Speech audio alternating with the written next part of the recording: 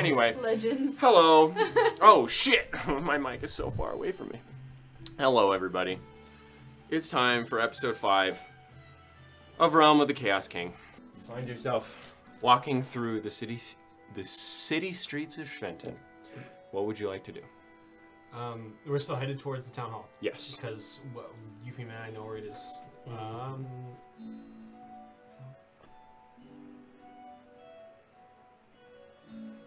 Okay. We'll just beeline it, right? I'm playing Your new loot? Yeah!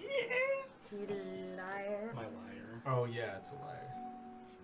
just like me. What's Well, the difference shut between a up. loot and a liar? Lute's one of these. A liar's yeah. these, right? Oh, A liar's lyre is like a harpish. tiny little harp, and a lute is Ah. like a really funky shaped guitar. With like 3 strings or something. Remember, it is May 16th at this point. That's an animal. No. That's strings and a little drum. Okay. Eventually, you make your way into the center, eastern portion of town, where you find the gated space once more, the one that you and Eupheme had discovered the day prior. I'm gonna take a see if I can see the gatekeeper, the groundskeeper. Okay. So you don't see anything when you're walking towards the gated area initially. You just see the streets, the thinner streets on either side, some people walking to and fro, but you do manage to get to the gatehouse, which was somewhat dilapidated, and you see inside the groundskeeper looking at both of you. Yes? Just passing by, wanted to say hi. Back again. Yes, your art. Did you bring your rat? Amazing. No, I was Throwing at it back in the woods. home. No, he's at home. You threw him into the woods, didn't you? No. Who are you? I'll throw you. Vivian? Vivian. Yes. I'm sorry, we're just trying to find... Sees your rat or your mouse. Oh, yeah. Coming to throw a mouse in the woods. No? What is your business here then? We want to talk to. Her name escapes. me. Ferocia? Ferocia. Huh. Good luck. Go on then. Go on. Go on. Go! Thank you. Yeah, hold on. Okay. I don't think we needed her permission. Then why were we talking to her? We have a history. We've been here a day. I get around. I get around with Yuffie. We get around. Okay. Okay, so you find yourself back on the mottled black stone path with slightly raised stone lining on either side of it. You walk through the garden-lined space with patches of trees and small hills that are adorned with various flowers and bushes that have been planted there. You walk briskly past some of the students and other townsfolk that appear to be visiting the university for some reason or another. You find yourself walking underneath the short tunnel underneath the clock tower once more, and in the rectangular space that is accented by the strange egg-like tower at the center. So I think one of these is the. I remember them saying she's in the town hall. Yeah. Yeah. It's Did- here somewhere. Did the deserted have a symbol that we saw? Not that you can remember. Now, with keen mind and the fact that we've seen like 10 of them in the past week. Yeah. You saw a bleeding heart dripping upon the ground, steaming blood dripping upon the ground on their tabard. Metal. Do we see any like flags or insignias or something like that transcribed onto like over top a door? At least in this immediate area that we can see? No. Balls. I'm just gonna ask for directions, I guess.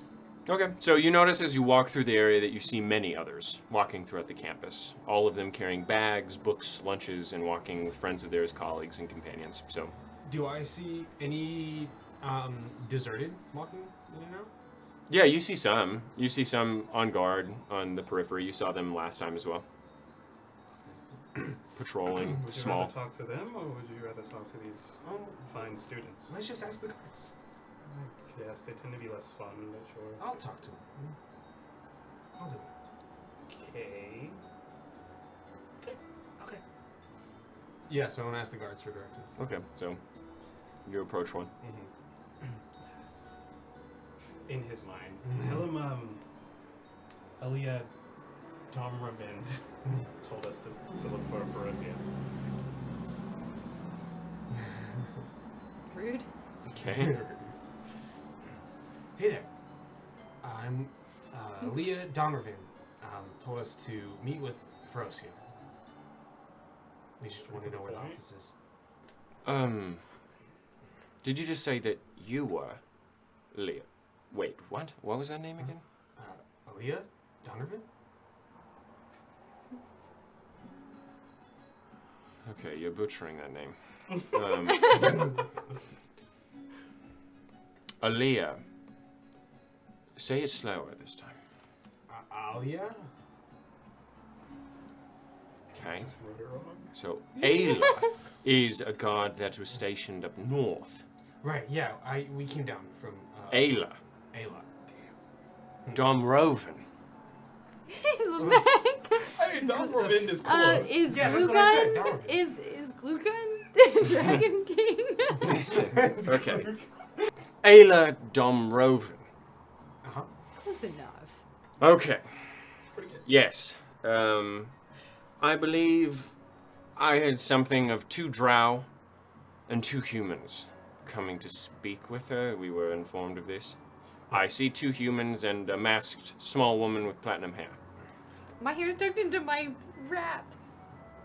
Mostly. I'm not saying this in character, I'm just describing the fact that I have a whole scarf situation. I don't. Whatever. Hot? Yes. All the time. I'm assuming that is you. That's us. Good. You may go up as you please. As if she is free, walk into the tower, ask the front desk. They will tell her where her office resides. Are there any, like, secret handshakes or passcodes that we need to know? No. But even if there were, I wouldn't tell you. I don't know you. You might have already told me. Can I insight? Sure, make an insight check. Damn. 9. Why are you looking me up and down like that? Just trying to glean some information. I told you everything. There are none that I would tell you. He's telling the truth. Or they're telling the truth. What is your business with Ferocia? We're just going to be letting her know how things are going up north. We traveled down through many refugee camps, and we wanted to update her on the situation. Well, she is informed. We also could help you all with, like, your drow situation here. Or Erlende situation here. I'll have her talk to you about that. Why do you make that face? He wouldn't tell It's us. just a strange thing to say it like. Your drow situation, we've come to help you with it. Sounds like you're exterminators. No. No. I just learned about Erlende. Like, I'm not saying that 2 you months are, ago. I'm just saying that that's how it sounds, so maybe not to say it like that. But, Noted. yes, go in there. Go in the tower. Okay. Thank you. Just ask. Is there anything like, is there any sort of feature that's like unique about this guard? Appearance-wise? He's got sort of a largest nose with a bit of hairs coming out. Okay. But otherwise, he's wearing the same unpolished bronze armor. Okay. Okay. Okay, thank you. I like your nose. Good one. Thank you. He's just sort of... Are you blushing? No. Only his nose. Okay. All right. Alright, let's go to the tower. Okay. Yes. Jeez. They were literally all like, go, just go for it. And it still took us 15 minutes. Okay, so you walk up to the half-oval wooden and glass door and clasp down on the elongated handle, squeezing down with your thumb to open it. Walking in, you find yourself in a short hall that leads into a somewhat wide open and hollow tower with an open second floor visible just above you.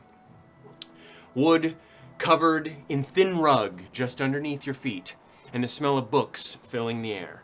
However, a wall appears to be splitting the tower just over halfway. It looks to be made of wood, and it looks temporary in design, though it is covered in artwork of varying mediums. You see chalk artwork near the bottom, acrylic paint, charcoal smudges, and large oil paintings all across its form. Not on canvas, but on the wall itself. All of them depicting various bits of life. You see a couple holding hands, one elven and one human, created in what appears to be a drippy acrylic upon the wood.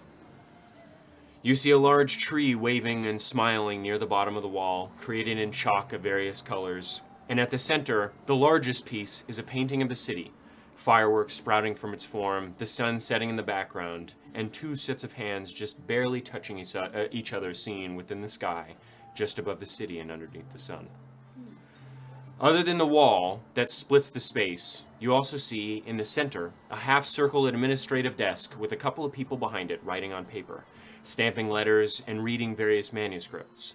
Along with this, as you exit from underneath the exposed second floor, you see the rest of the first floor and the gorgeous open ceiling far above you in the shape of a dome. You see, just above you, a second floor that wraps around the edge of the tower, and then a third that does the same just above that, exposed through the arches created by groin-vaulted pillars that are decorated with various sculptings of each of the species. As you walk into the space, you feel that your tuned items fizzle out. You have entered into an anti-magic field. Oh. Okay. And will be unable to use any magic for the time being as you are within the tower. Yeah, cool. Cute, fun, sexy. Wow. Now you're just a dude. Well, I got nothing. Yeah, now I'm literally just a drow with -3 Yeah, but an strength. absolutely weak drow. Wait a minute. Does it just dispel all magic? So Temporarily. No. Temporarily. It doesn't remove magic enchantments. It doesn't siphon anything out. It eliminates the usage of them. The items are still magical. They're just rendered innate for now. Okay. So Baths doesn't revert. Bats is gone. You do not see him anymore. Was he with you? Huh? He's just in my bag. Yeah. So you not there. I still have my book? Mm-hmm. You flip one page in, and where you thought was a blank page is a very antiquated, almost medieval style painting of an imp.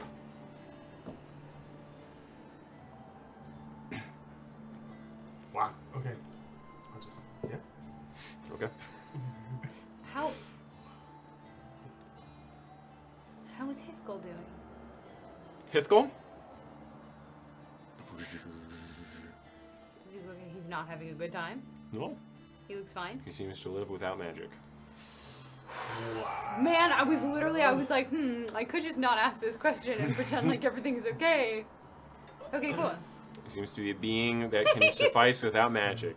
You have a little baby backpack. I Which have a backpack. And Odd. Then, yeah. By the way, Yeah. especially since his imp is not there.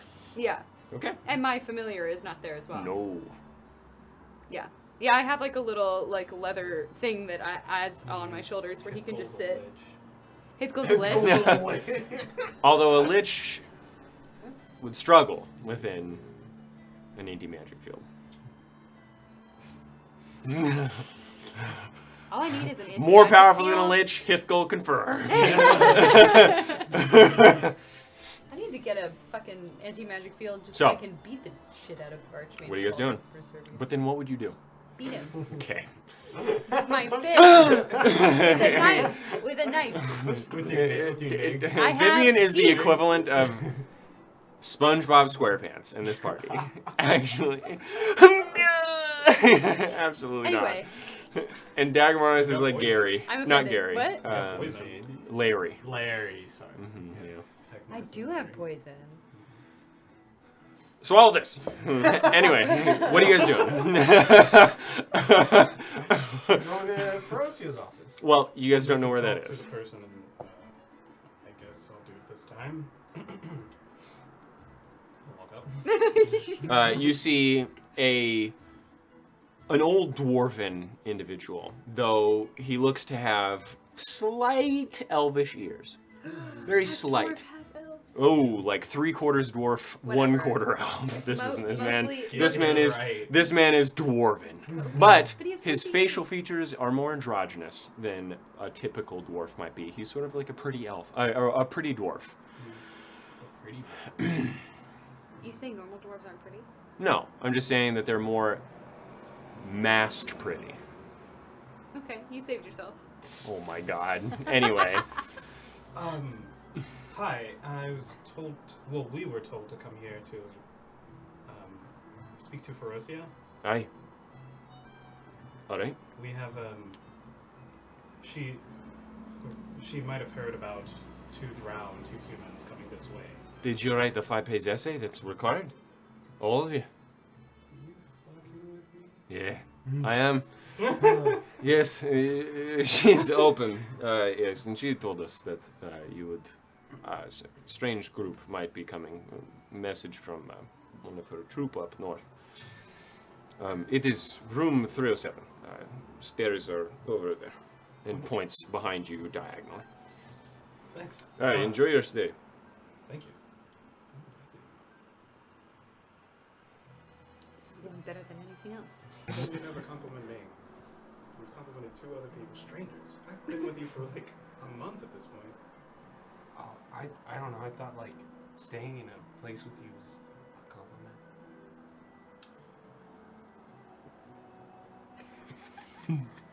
I don't. No, it's fine. No, now if you compliment me, it'd be like I'm asking for it, so it's fine. You did ask for it, Yeah. So don't do it. but you just asked for it. I'm weak. Okay.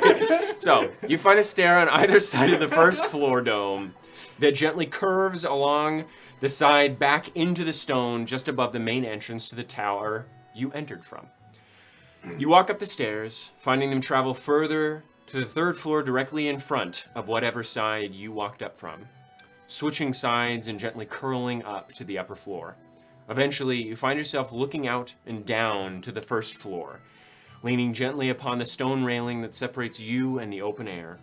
Looking down each direction, you see a small pathway that wraps around the large circumference of the upper floor, lined with numbered deep red and brown panel doors. You eventually come to room 307. Upon it, with a gold placard near the top of the door. You sit there for a bit, hearing commotion from within the room, the sounds of paper rustling and pen quills thwacking hard against hard surfaces as they write upon the rustling pages.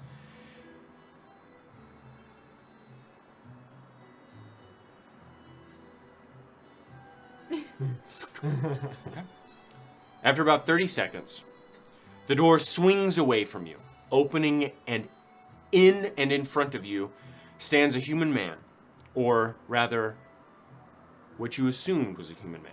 However, with closer inspection, it looks to be 3/4 elvish and 1/4 dwarvish. Oh. Rather dark complexion, with the sides of his head shaved, thick braided dreads can be seen on the top that are tied in the back. The sides of his head are covered with tattoos, specifically golden bats that appear to swarm his flesh, deep red blood spilling from their masses and trickling down to his shoulders. His face is rather androgynous, and he appears to wear a subtle eyeliner that complements his long eyelashes beneath trim brows, Along with the eyeliner, it appears that he wears eyeshadow that he smeared down both of his eyes. His nose is pierced with a septum ring, and his mouth is covered with a thick beard and mustache that is braided down to his clavicle, though his jaw and cheeks are shaved bare. Nice. Hello, Hi. my name is Shafra Midun. What the fuck? Are you here to see Ferocia? Yeah, Yes. that's right. I am her second in command. I am the second in command of the deserted. May I get all of your names? Eupheme. Eupheme Deleanor Eldercrest. Pleasure. Iglid, Bloodworth. Euclid Bloodworth.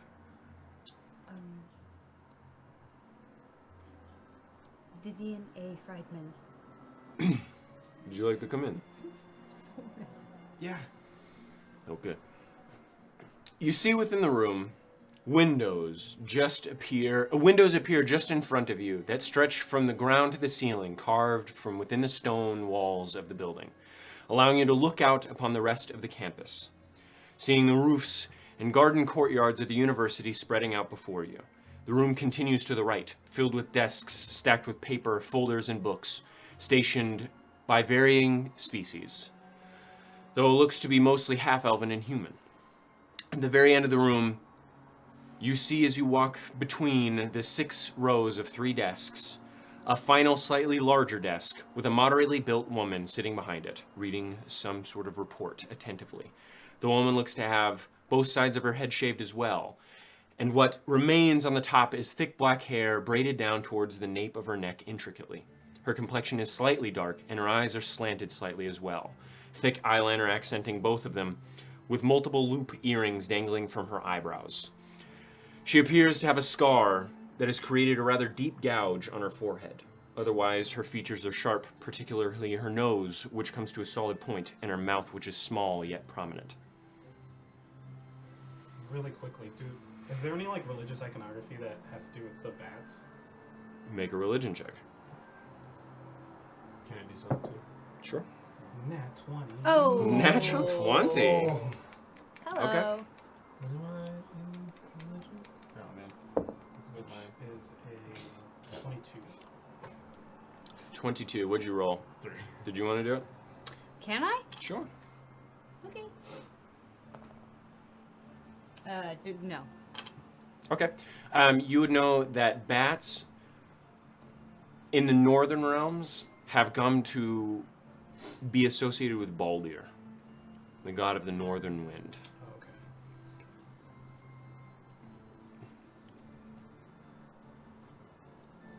Okay. I guess I'm talking. Yes. This is Ferocia. Hi. And she looks up from the report. Oh, yes, you were the people that I was told might be coming? There's one other, but he's not here with us yet. Yes, I assumed. I heard there was a large drow with you. That's him. Ayla was descriptive, although I got differing reports. High elves, or 2 humans, or 2 humans and 2 high elves, or 2 humans and 2 drow. I assume there was some magic going on. Can never be too careful. Sure. What can the deserter do for you? That's your department, Vivian. We were wondering. And you are the drow? You are a second drow? Yes.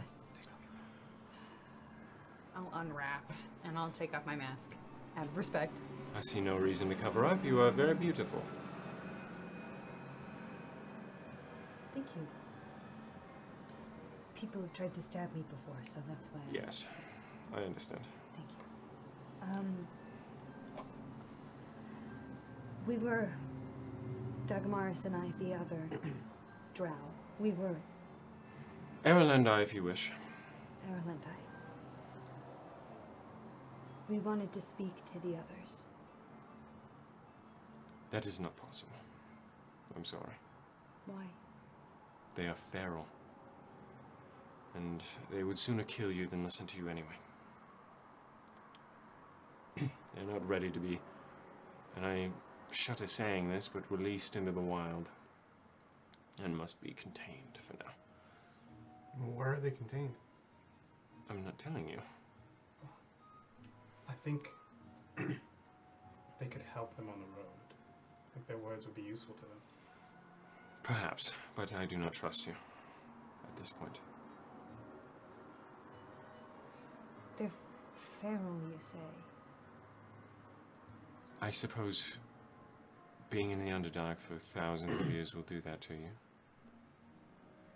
But they refuse to speak to men and have tried to kill many of my female guards. Okay. Vivian and Dagomars think they can make a real impact by talking with them. I'm sure they can. Not today, though. Probably not even tomorrow. For right now, if you are sane, unlike many of your brethren, I could have more use of you than talking to your less than sane brethren. And I don't mean using you in the sense that other rulers might wish to use you. I mean work with you in different ways that you will be more useful. But I shudder, or I would think you would have a hard time convincing people who have suckled at the teat of a goddess of destruction for so long, ruled with power for hundreds of years, only to change their mind after a few-minute conversation with, well, you are much smaller than many of them. I don't think we expected them to change their minds, but it's a step in the right direction. I disagree. I There's think a certain amount of merit that comes from getting any information we can out of them that you would not have been able to get. that is fair. And you will be able to talk to them as soon as I trust you. Okay. We're not going to be staying in Schwenten for very long. Then I am sorry to say, you will not be speaking to them. Because at this point, if Glaucon gets word of us housing Erlendi, this half of the city is no longer protected. And I'm sure you've heard of other cities. You must understand. I do. I'm sorry. What use were you talking about before? Well, you traveled on all on your lonesome, and I gathered you have magic with you. In fact, and she looks back at your leer, and your ring, both of them. I would wager you are fairly apt at magic use, which is rare. A drow. 2 of them, with differing paths taken, most certainly, if a woman and a man are traveling with each other. I'm very much curious as to how that came about and how you are alive, or whether or not both, or how either of you are alive. It's just very interesting. Your perspectives can lend a good hand in changing the projectile, or not projectile, the trajectory, thank you, of the Southern Realms. At this point, we are caught between 2 titanic rocks that seem hell-bent on squishing the entirety of the continent. And the deserted appear to be the only ones that want to squeeze out from the stones instead of climbing on top of them. Or at the very least, trying to mold something out of the destruction. We want that. We just talked about that yesterday. I would assume so, judging by your actions up north.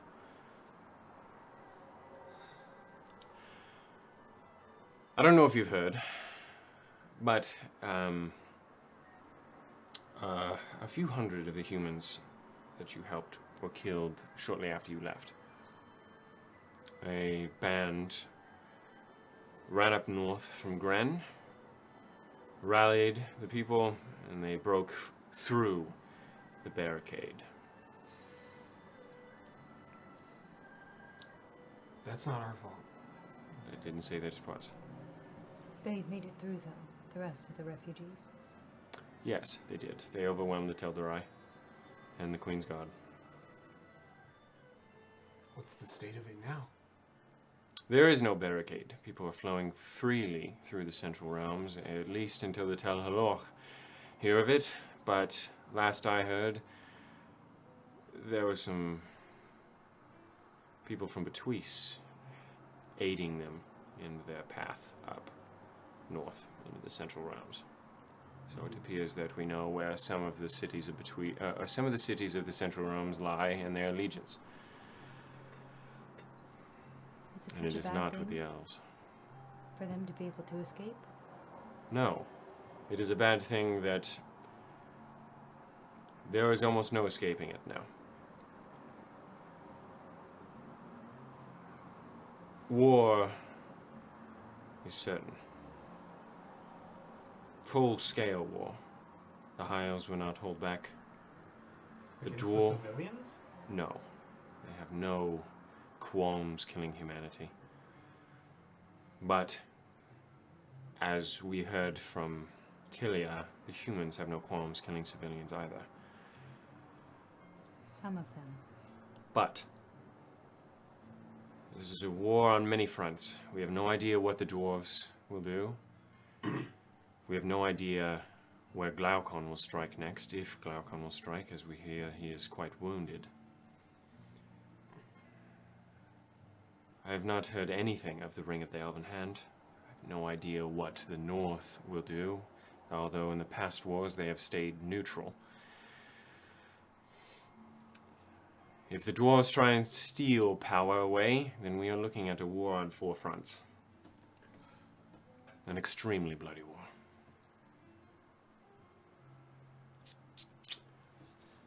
May I ask you something? Speak freely. How do you toe the line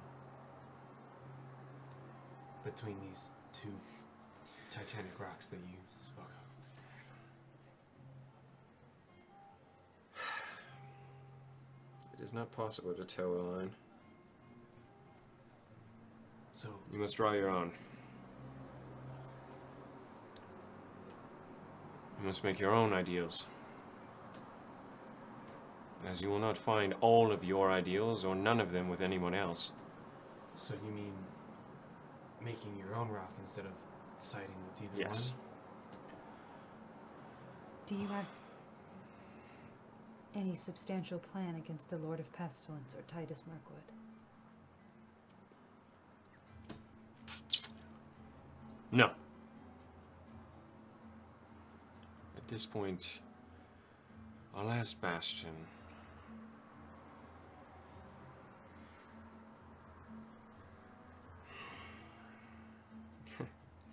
is a mystery. All history regarding humanity, what this man is gone. I have no way of combating what he is, who he is, what he plans on doing. And Glaucon Meridian, well, I've no one in history, other than those shrouded in Glaucon's past with his family, have ever managed to kill an ancient dragon of any kind.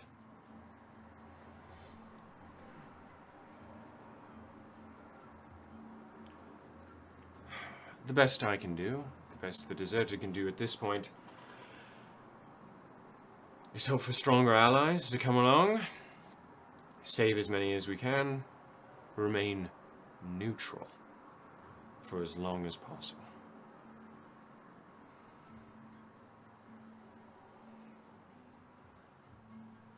Because the dwarven military is stronger than any other. The humans have access to that man. Glaucon is Glaucon. And the elves, well, they are purveyors of magical power, magical artifacts, and all the knowledge of the world. Although I hear much of that has been lost. Shouldn't we seek to, I don't know, have counsel with the dwarves or something? Speak to them, ask them to help? Perhaps. I would speak with the dwarves, if I could get in touch with any of them. They do not respond to my ravens. Where were you sending them? Colonel Lem.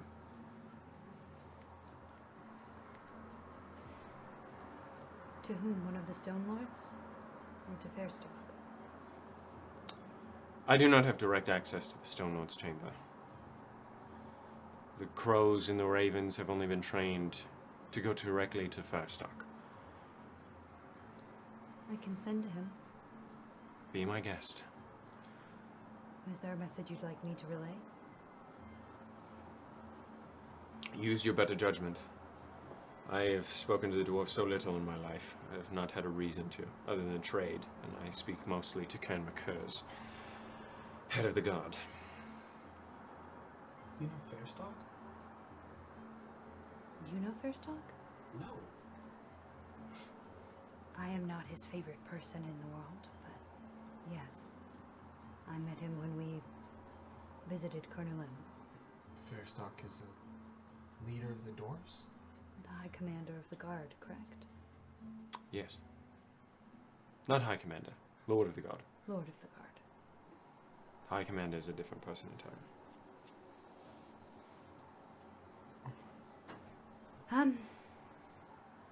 All right.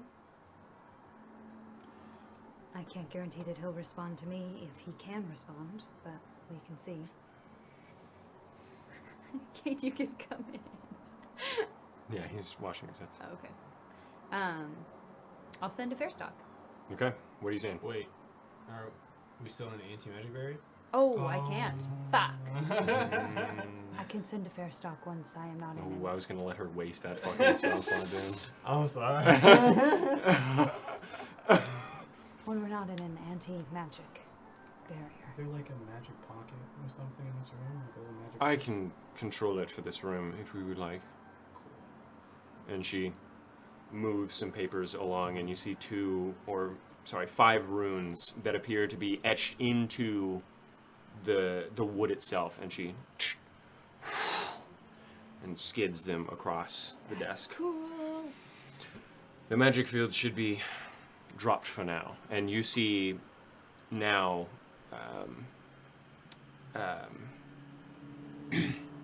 Shafra. On either side of him, you see now 2 hand axes. They look to be iron, etched with northern runes upon it. As the magic field goes down, they glow a slight blue. But just know, Shafra doesn't like people using magic violently. Yes. No, I do not. Of course. All right, then go ahead. I will send to Fairstock. Okay.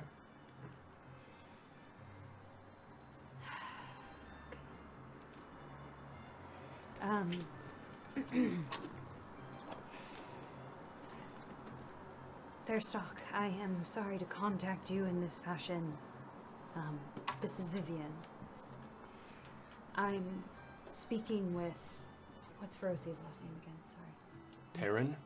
I'm speaking with Ferocia Terran of the Deserted about matters concerning the conflict in the Southern Realms, and we were wondering if you were safe, and if you are, why you have not responded to any of her ravens. Man's alive, alright. I hadn't responded to any of our ravens because we aren't sure where we stand in the conflict. It's odd to hear your voice again. I can't lie to you. I don't like it. It's grating on the skull. You and the siren left a bad taste in my mouth. along with that one that pointed the gun at me. I'm not a huge fan of any of you. But I'll say this as a kindness. You aren't privy to any of the Stone Lord's Parliament, the meetings of the High Lord, the Commander General, or I. But I will say this. The dwarves will not be standing with the High Elves by any means. And at this point, you aren't the first people to contact us. And then he ends it. We're the first people to contact him? No, Nah. not the first people. Oh.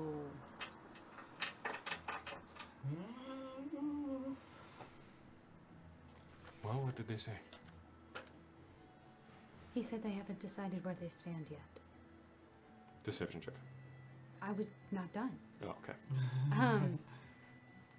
They're not going to ally themselves with the High Elves, Yes.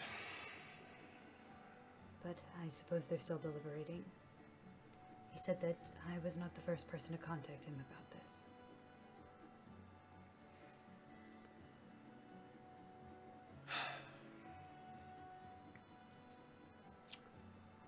Then I suppose we have been both contacted by the same person.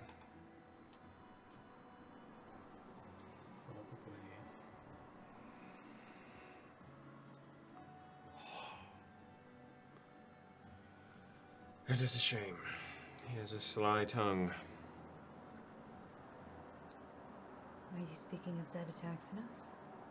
The envoy of the king.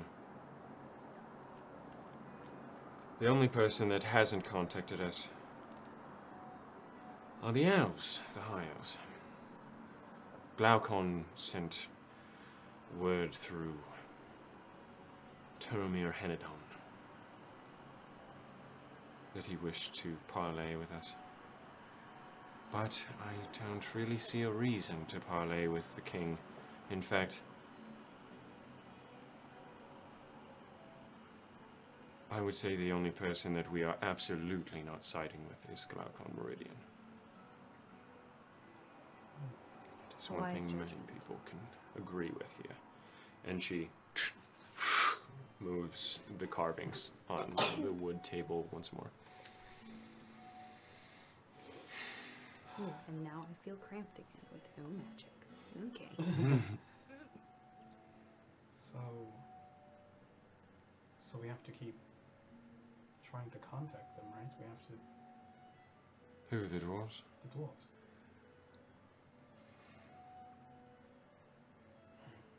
The dwarves' experience is much similar to the humans. If I had to guess, they will be siding with humanity on this war. Relations with the elves have diminished in past centuries.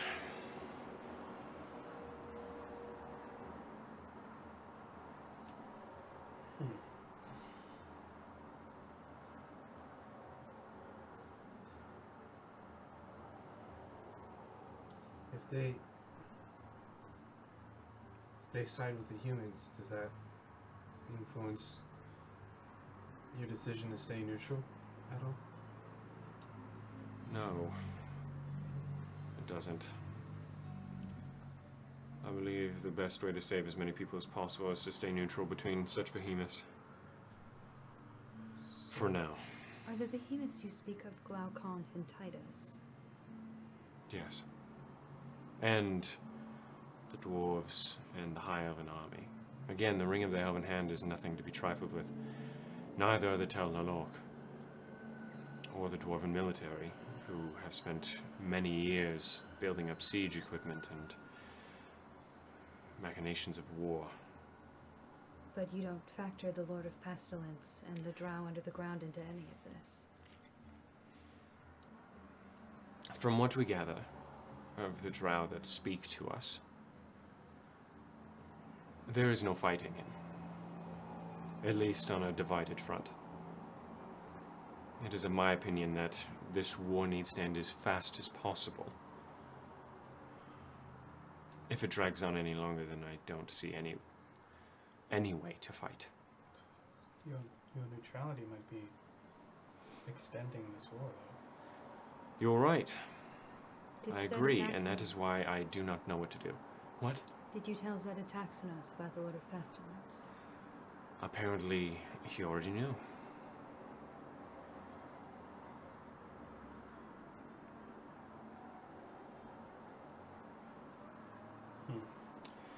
And the only way that they knew is that they had Drow with them.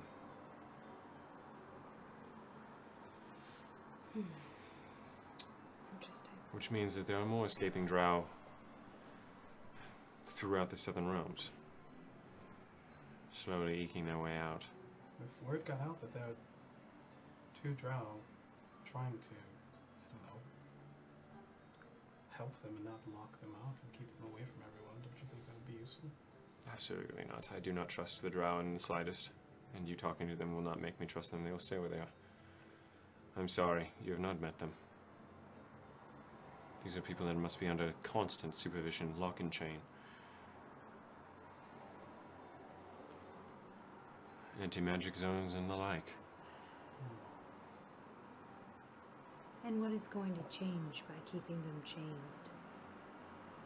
What is going to change is that there is a war going on.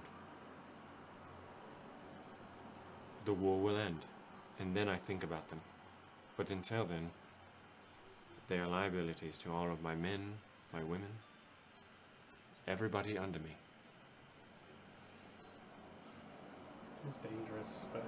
And I realize that this is wishful thinking. If they can be better, then they are a great fighting force for our cause. I do not wish to use their magic. Have you seen it? Their magic? Some of them are transformed into half-spider creatures. They use transmutation magics that I've never seen before. Unable to detect it with any magic known to us. They manipulate the very soul. I do not wish to have that anywhere near me or any soldiers of mine.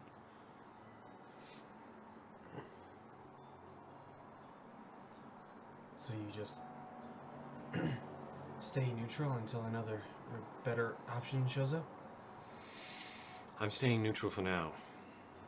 It is a tough spot. However,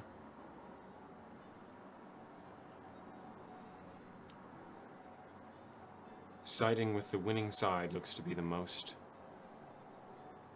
logical to save the most people, to end the war as fast as possible, which means that it is looking very likely Titus Mirkwood will have to be our ally. And then? I don't know. If Glaucon Meridian couldn't kill him, there's no way that anyone that I know could. Glaucon Meridian, I would say, is worth 500 grown men, soldiers, at least. And if 500 versus 1 was defeated, handedly, I hear, I do not feel like throwing my deserted away. Their lives are worth more than that.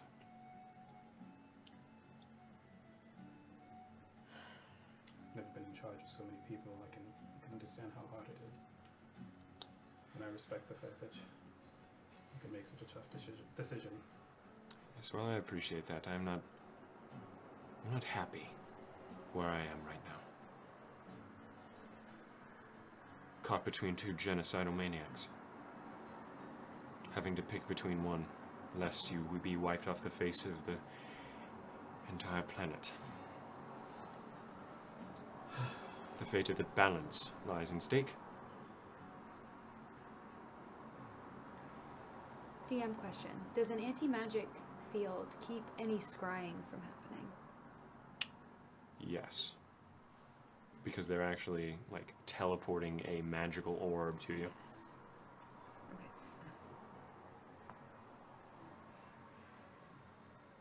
You've made your stance on the remaining drow very clear. But I want to call to attention some information we've come across in concerns to Glaucon and the Dragon's Council. Speak freely. Are you familiar with the Maxim of Magic? Never heard of it. I haven't been able to find a conclusive description of exactly what they do. But from what I've gleaned, they were an organization started after the 8th Tower of Necromancy fell. 8th Tower of Necromancy. An odd sentence, to be sure. Happened in the Second Age. More reason why I wouldn't know about it. There's a lich on the Dragon's Council. And what is a lich?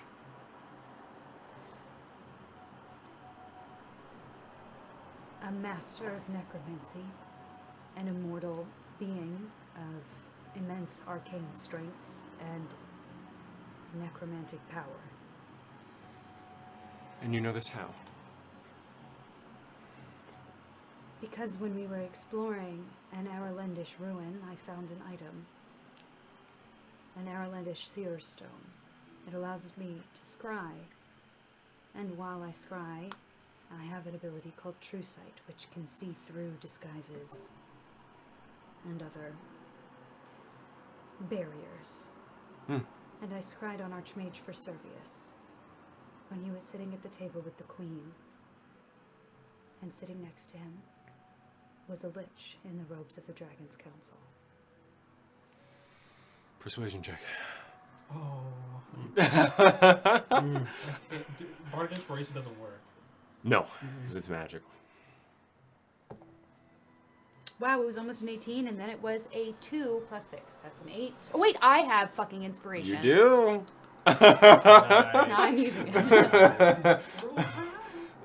Roll high or die. That's much better. Okay, I can deal with that. That's a 19. The sacred cornbread strikes again. Sacred cornbread. Bubbly guts and like. Oh. Yeah. Interesting. So you believe that Glaucon's inner council has been infiltrated by necromancy? The Maxim of Magic. How long have you been in Schvelten? 238 years. Do you remember a burned man that went by the name... No, he wasn't burned yet. Do you remember a man that went by the name of Rocket D.H. Friedman? Yes, I remember him well.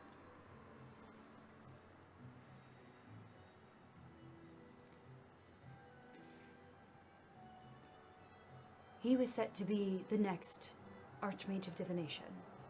He studied at the Towers. That makes sense.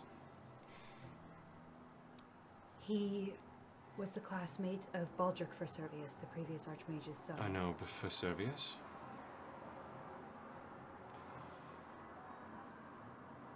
In his journal that I read very recently, it detailed some visions, some memories that Rocket saw when he was altering Baldric for Servius's memories. And in those memories was the sigil and the robes of the Maxim of Magic that were being worn by Archmage Henadon, Archmage for Servius, and Baldric. So you're speaking of the previous Archmage? Of divination, yes. But the same Henadon. I don't know how many others know. I don't know if all of them are part of this group. You're speaking of Derswin? Yes. Okay. This Maxim of Magic. You think that they are necromancers? They are affiliated with necromancy, almost undoubtedly a lich. at the very least. And to give you a scope of what the Liches are capable of, there is a group of them, called the Council of Dragons Chosen 10, and in the Second Age of Elves, they laid waste to Cruel. They're the ones that created the Scar of Cruel. And they're at least part of the reason that the Erlendi were driven underground. Persuasion check.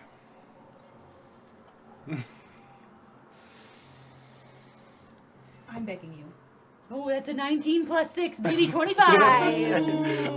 Thank God! Okay. You know what? I gotta say, Ivar. Thank you for that. Oh, okay, we're blessing up to Ivar now. I have a -2 to charisma, okay? Now I have a +6 to persuasion and a yes. Fuck you.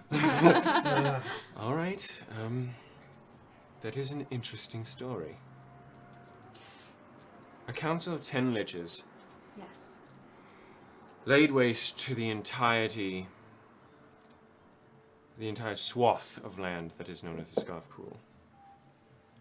Is I that think what they're you're also saying? partially responsible, if not directly responsible, for the death of Glaucon's family and their presence as undead dragons flying above Cruel. So this is a war on 5 fronts then. Yes. Liches. What an odd concept. And you said they are mortal. Immortal. Excellent. They can be killed, I think. Well, that would... But I'm sorry. So there are multiple undead dragons, 10 immortal master necromancers, an ancient blue dragon, and a god amongst men. and the Lord of Pestilence underneath your feet. An actual god. Yes. Sounds pretty bad. I say all this. And she... Oh no. Send another message for me. Yes, to who? Zeta Taxonos. Yes. The deserted stand with Titus Mirkwood. There's nothing else we can do. I believe you. I see no lies in your eyes. It was our plan as well. The evils that... Unless you can convince me otherwise.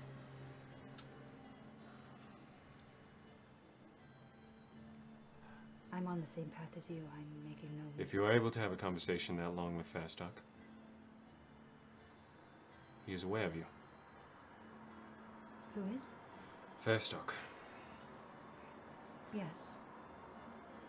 And from what I heard up north, you are in Gren, you were able to use much magic. Yes. You are powerful. All three of you.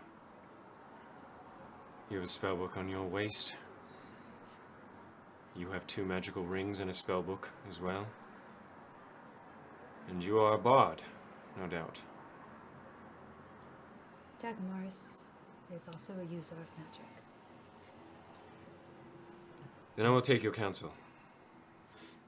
The only other magic user I know is standing right next to you, Shafra, a sorcerer. Do not spread that around, please. As it is very illegal. I will... Yes, we will not. I'm not. Shafra, what do you think? Then he...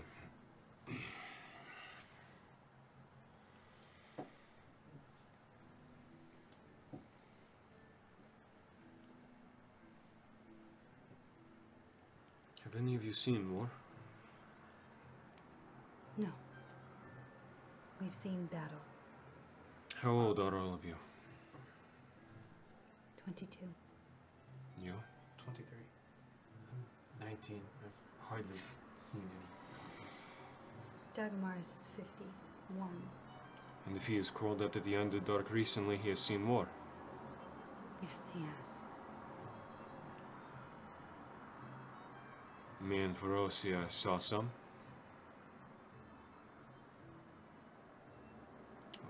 I was living up north, east of Gren, when Glaucon came into the forest. My family is dwarven, as well as elvish, wood elven. I'm a product of that. It was a beautiful marriage of the species. We shared good food, but we are also one with nature. The cultures melded so effortlessly, as they should. But 2 decades ago, there were eruptions within the forest. Sinkholes made. The great trees of Emdoron sunk within them, many at a time. Bottomless they were. And they lay dormant for many weeks, until the sound of scratching and hissing poured from them. And on the 3rd week, and do not take this lightly, at least 7,000 rats poured from them.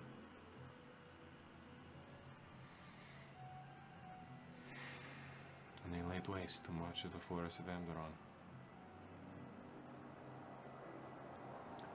Glaucon Meridian came, and he glassed much of the forest in an attempt to contain them. He did, killing many of the rats.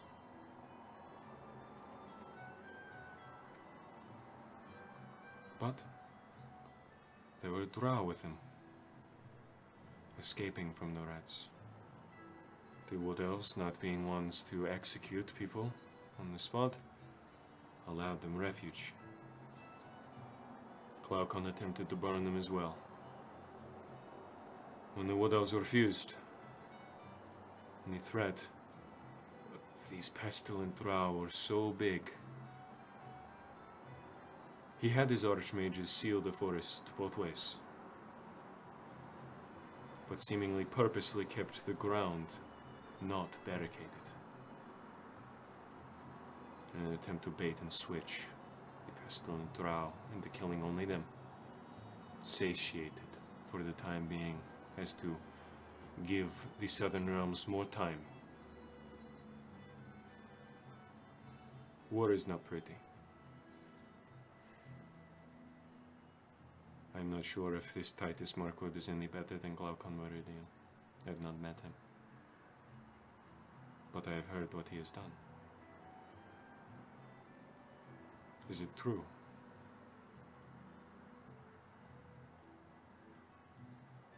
What about his story have you heard? That he burned till he immundily tossed to the ground. Yes, it is true. Then this truly is the lesser of two evils.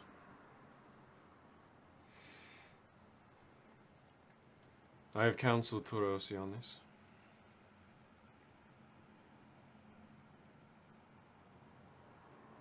I believed we should fight Titus Markwood.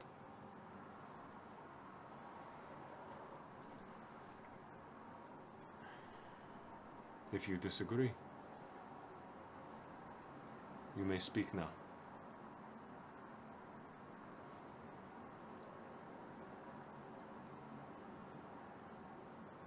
I know Titus. I've met him. Before all of this happened and after. And I have seen what Balanzar can do.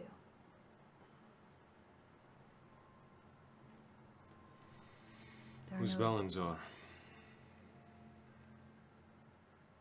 The face you've seen in the sky. Does not answer my question.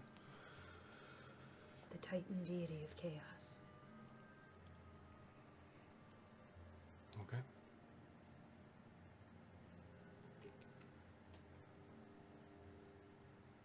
I've come across different histories. Pardon me, but I would rather hear from other people at this point. You two, do you have anything to say? Well, I've heard your take. knows most about all these moving parts. I just think maybe we should wait for the dwarves before we come to a conclusion. We don't want to be on the other side of them, right? So you wish to stay neutral until we hear from dwarves. I think that's Firm the decision. smartest way to go. They have such a powerful force. If they end up siding with the elves, which we don't think they will, but if they do, we would immediately see the effects of that. Wouldn't us telling the dwarves that we're siding with Titus influence them to side the same way? Is that what we want? It sounds like that's what you guys want. I just want to win. Victory is nice. You lose less most of the time. But it always comes with cost.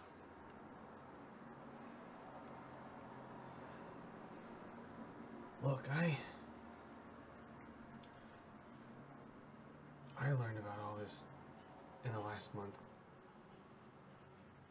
Prior to that, I haven't even really... What is your name again? Icklid. You are 19? Yeah. I hadn't left the Southern Realms until a year ago. Northern Realms. I'm from Northern Realms as well. What part? Midgard. I'm from Svartalheim. You are a hearty kid, then. To have lived there. How do you mean? It is far north. Oh. Your town protects much of the northern and central realms from the coast of Barakthul. Yeah. Yeah, I guess. I don't know, my mom handles a lot of that.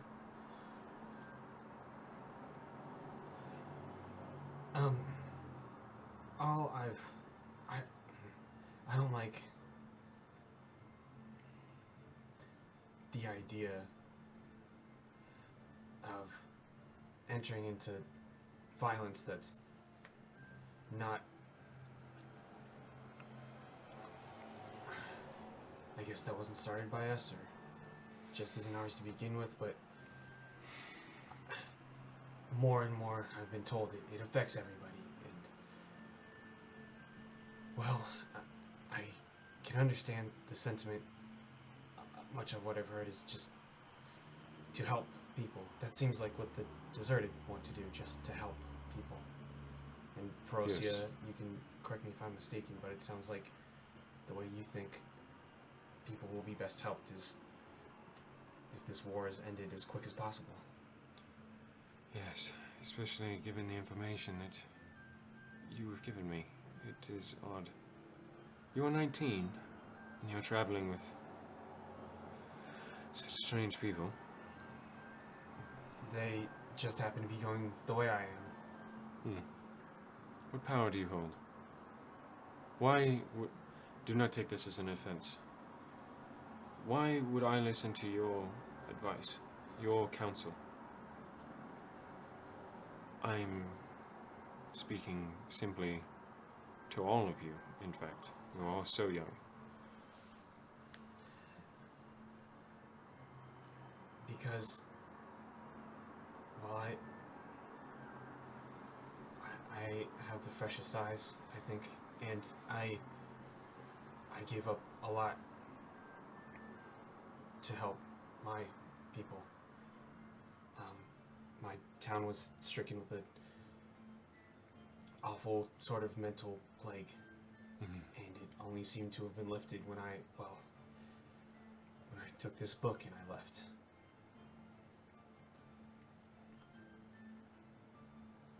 So you have seen things. then? Traveled all the way here, from the north, by yourself. You are a hearty child. And you,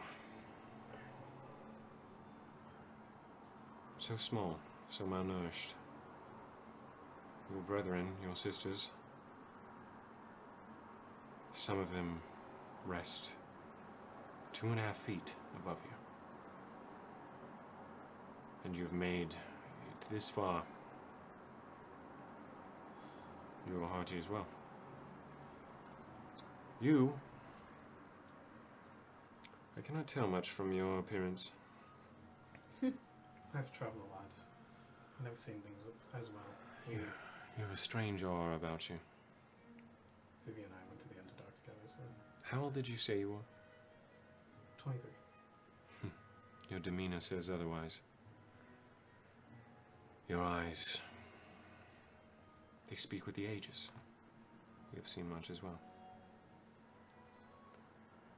I don't know what you mean. I've spoken to many world leaders. I spoke with the king of Amdaron before it was shut down, or before the barriers were enacted. I've spoken to Glaucon Meridian. I've spoken to archmages. I've spoken to the queen. I've spoken to the Stone Lord. You all have similar eyes.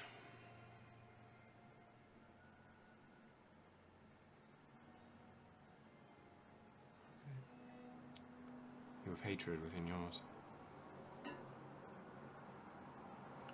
I have a personal interest in this.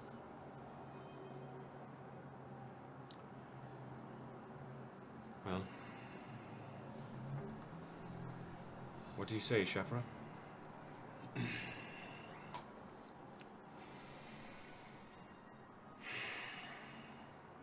Whatever your decision is, think on it. But, as Ferocia has said, we must act swiftly. No time is to be wasted. Give your counsel knowingly. I mean to say, if you had asked me 2 days ago, I would have said to continue as you have been, keep your head down. Just kind of, I guess, make your own rock. But if I had done that in my town, well then, no one would have been saved. And if you think then that the quickest way to end this war is to side with Titus and give as many resources to him as you can, then that helps the most people. I think the Liches and the Dragon King are more monsters than anything. At least you can reason with Titus. At least his cause is somewhat noble on the surface.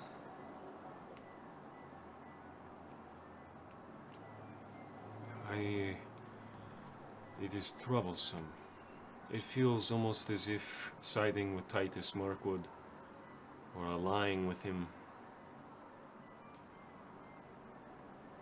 is comparable to drinking poison and expecting yourself to be healed. I understand that. It feels like you're betraying yourself. Doesn't feel like it is. This is not a situation that has a clear right answer. And why I understand Ferocia sees much in you. I am much more skeptical. For instance, how do we know what alliance you hold? What allegiances you are beholden to? How do we know how you got Sid's information? You come across what? This information about liches, a scry stone, all these magical items a 19-year-old traveling with those with such magical capabilities. I'm not so quick to trust Anforosia. I'm not trusting them just yet. I have something that might help prove that we've actually been to the Underdark.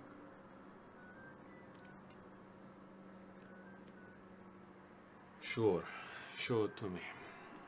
I hope it's still. Oh, and You summon it. Remember. no, I don't have to summon it. It's always on my hip. Oh, is it? Yeah, it's always on my hip, but I summon it for flair. Oh, okay. Okay. Yeah, so I unsheathe this one. May I, please? Similar iconography than we have seen on the other Erlandi that have come up. We found it in the rubble of the city, It is a very balanced blade. among other things. So pull out the moon plate as well. The I what? can fish into my backpack for the ceramic plate. Oh. Nice ceramic work. Yes, well. That sword has arcane runes upon it as well. You're well traveled. And you are adorned with enough magical items to purchase a small city. And if you are equipped to use them, you have power. Great power. I just hope you use it responsibly. That's why we're here.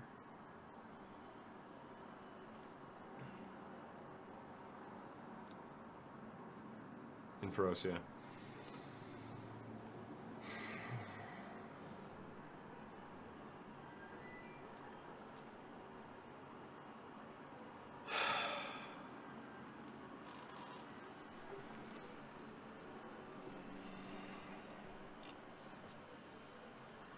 There is not time that I can lend that would allow me to get a clear read on you three. I cannot have you sign a contract, fight for me. I cannot send you away on an adventure to bring back the head of some evil being to prove your allegiance, as these would all take weeks.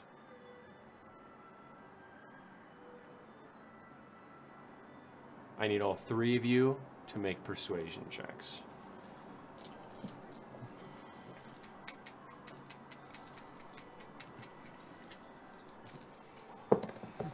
Somewhere, Dagmar takes a persuasion check. He's just strolling on the way Natural back. 20, Wow. What is that total? 20, 30. Nice. God damn. 20, 30. 11. 22.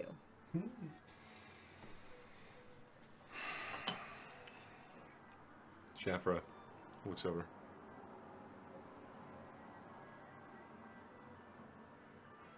I trust them. That is all we can do. Ferocia. Thank you, Shafra.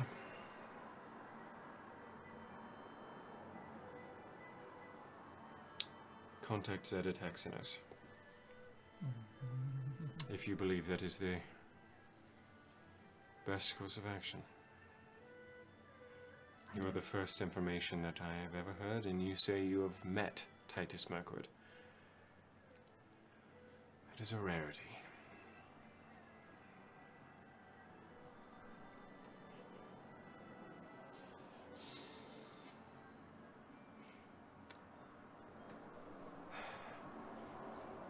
Balanzar is one thing, but I do believe that he is fighting to make space for those that deserve it. I've heard your arguments, and as I was already leaning in that direction, for I wish to save as many as possible, as we have. What would you like me to say?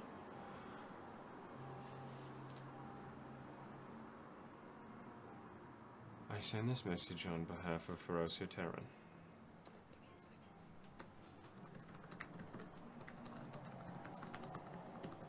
Mm-hmm.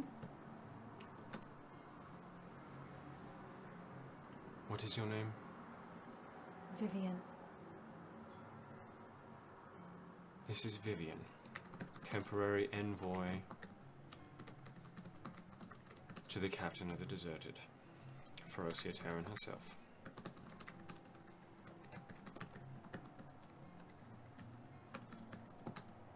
I speak temporarily on her behalf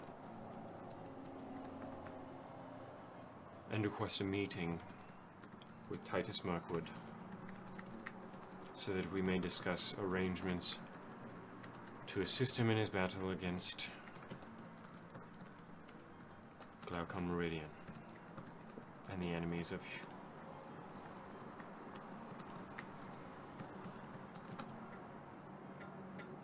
scratch that last part. Glaucon Meridian.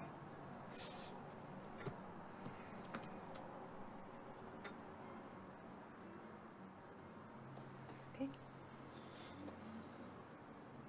I'm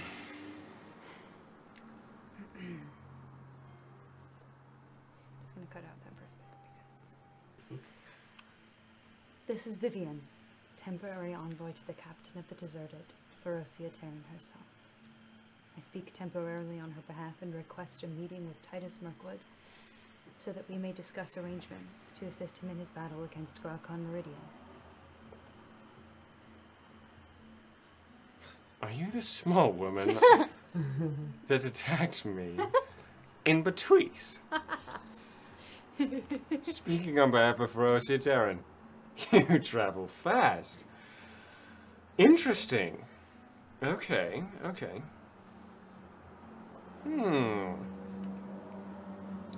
Let me bathe in it a second. What a bitch. Let me bathe in it. Wow, I truly am the envoy of the true king. Sure. She wishes to have court with Titus Mirkwood.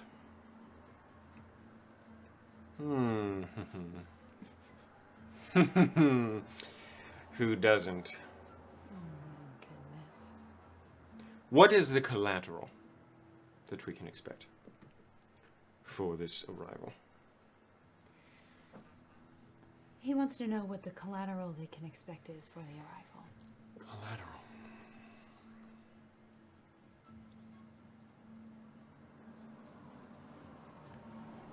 I'm not quite sure what he means by that. He may choose the meeting place. I will send again. Yeah.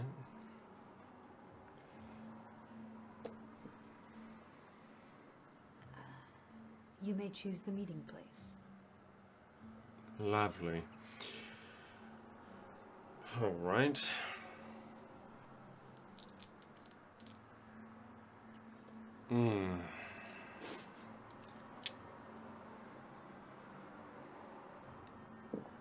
Are you able to teleport people? I am, right? Yeah, I am. Yeah. Is there a limit on how many people I can teleport? No. Really? I think it's whoever fits in the circle. Yeah, as long as it's a circle. I will send again. Yes, I am. I can try and scry on your location to see the circle. Yes. You will be scrying on my location. Give me 30 minutes. And since I want us to be diplomatic, it is best to leave Dagger Morris right where he is. Yikes, man. What are we supposed to do about that? Scry on me in 30 minutes. I will have the teleportation circle ready. You bring Ferocia Terran. You bring her Axeman. Ah. And you will have your meeting with the true king. Temporarily, you will leave post haste.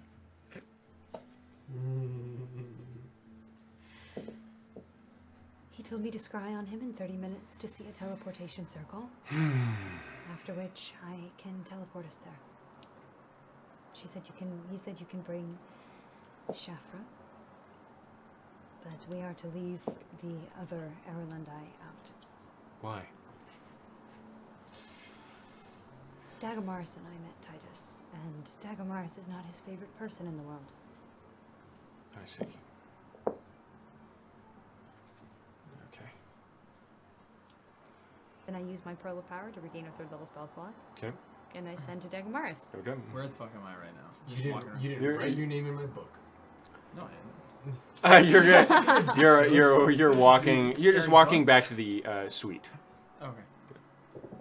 Walking through town.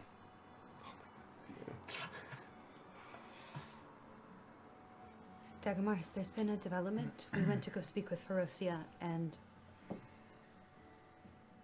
one thing led to another, and now we are going to go speak with Titus. She just said the damn thing. Okay. All right. They advised that you stay here. But if everything goes well, we should be back. Hopefully today. All right. If anything happens, I will let you know. Okay. Okay, you just have to deal with it, I guess. I can't really say. No, I'm coming with you. No, I don't I would listen to never Titus say that. Mirkwood. Yeah. No. Okay. Fuck me, Run to brother. the All right. teleportation Oh, circle I'm as not ready fast for as this. I possible. didn't prepare. Okay. Dive on my Dive in. Okay, so you guys waiting 30 minutes? Yep. Moments later. You begin scrolling a teleportation circle. Okay. Good job. I begin doing my first teleportation circle. Okay. 30 minutes passes. Okay. Oh, okay. Don't be alarmed. I have to do this. And I go in my bag and I Scary pull out shit. bats and rat form and come on, buddy. And Shafra pulls out the axes. It's okay. What is that? He's with me. He's how I can do my magic. I do it through him. He's ugly but harmless. It's okay, but he's And he- friends. Puts it back in the holsters. If only we could hear his actual voice, we wouldn't think he was wrong. Man, his voice is creepy as fuck. I am not into that. It's like, And then as he casts, I'm going to touch him on the shoulder and give him guidance as well. Okay. Go ahead. Oh, first I do need to. Oh, I'm sorry. You don't know what he looks like. I'm gonna say you gave him a description. Thank God. Can I use the pipe to show him his face? Sure. Yeah. Okay. yo, That- smoking. Sorry, let me smoke for a second. That gives a likeness or picture -2. But he wants. So I roll. Yeah, yeah. But he wants to be found. Yeah. So, Wait. Oh, he does, doesn't he? Yeah. So scry upon him. Okay. Cool. I scribe upon his location. Okay. What is the area that you can see around Scry? No, that is a yikes. good That is a bad question. question.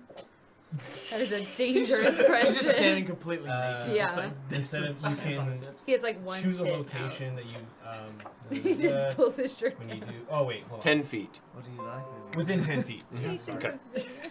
10 feet. Okay, so you see the man, Yeah. slicked back, slightly I've thinning seen him hair. Right? No, you haven't. Yeah. No. No. Nasu saw him. has. No. I scried on Yahiro. Oh, Oh. true. You have seen Oh, this man. okay. Yes. Cool. You see his graying mustache and goatee, Okay. slick back hair.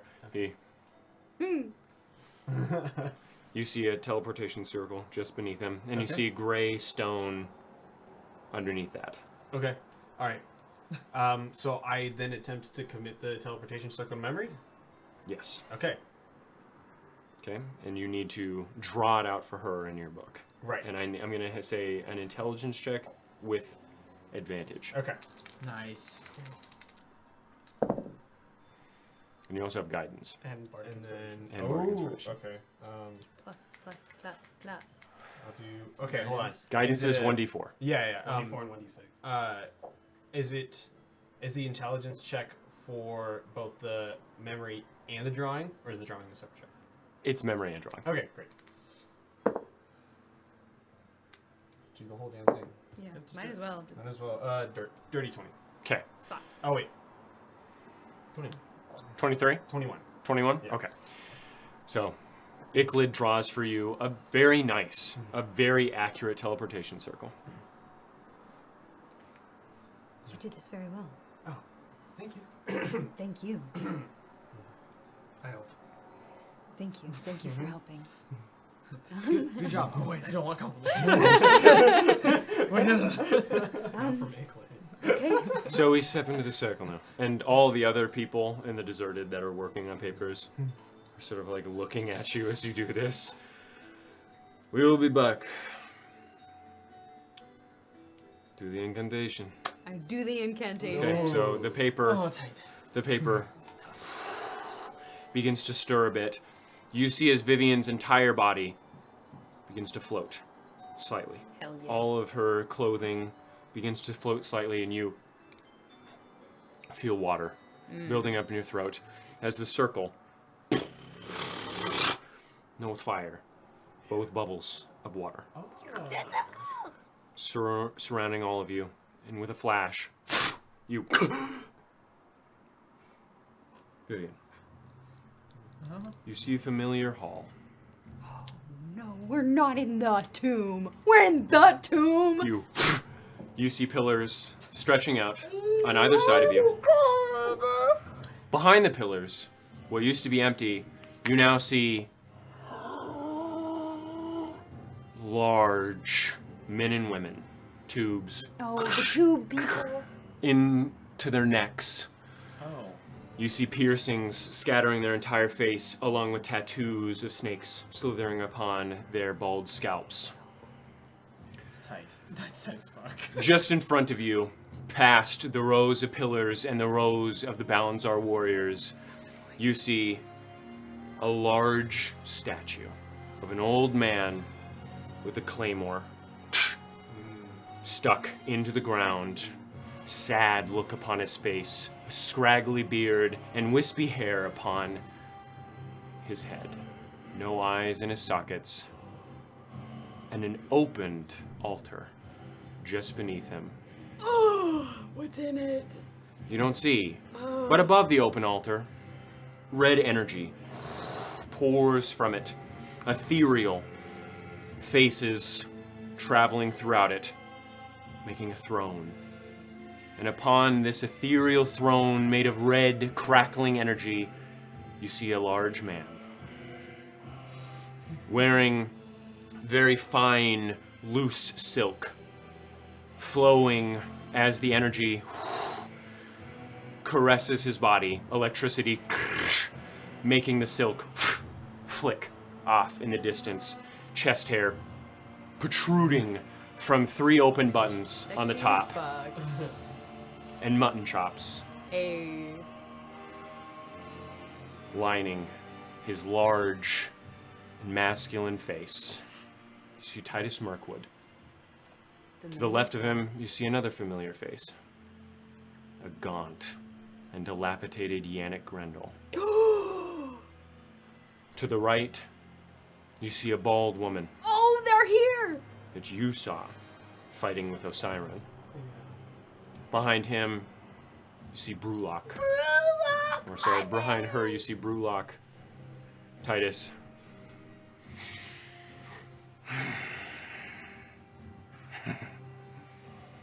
Welcome to my throne room.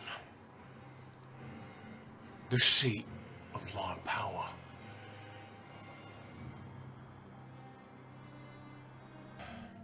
So, a new group, Vivian. You just can't keep anyone.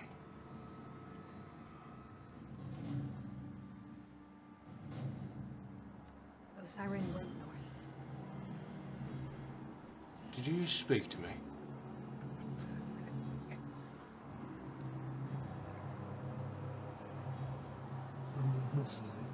Know your place. That's your one warning. Who's you? What's your name? You can speak. Eupheme. And you? Wow! A child. Uh, How old are you?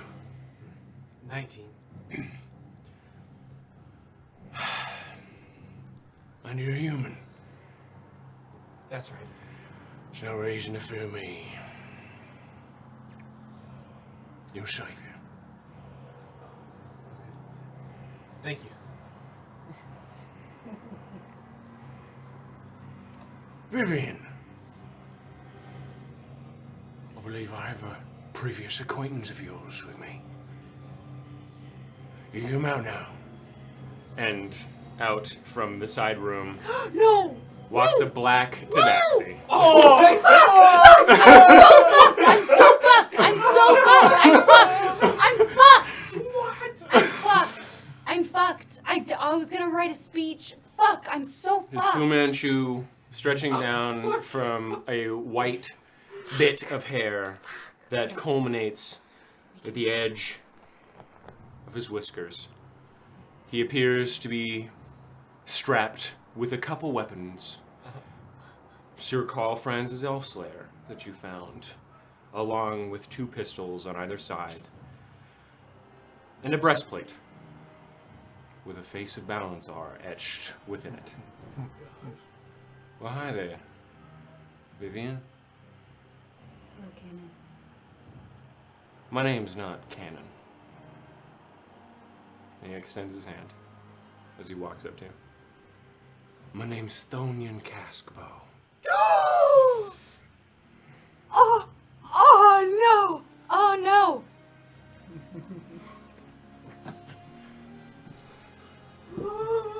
You just gonna let my hand sit out there? Yeah. I'll have to thank your friend, Hector Dollhouse. Set me free after so long being trapped within that blade. And the sword. It was in the sword.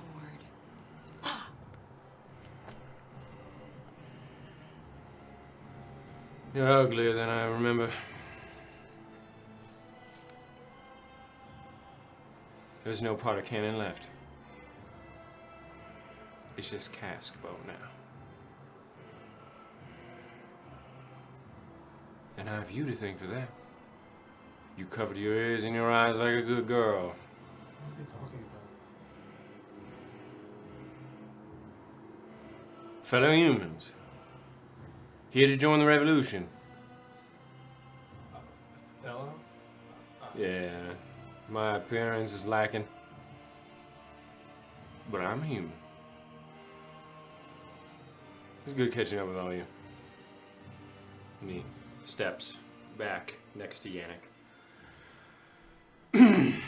It's a heartwarming little reunion.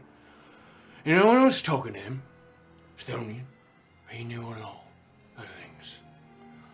And I thought I hated elves. This man's been hating elves since before I was a twinkle. I love it. But he also told me something. The reason he's here,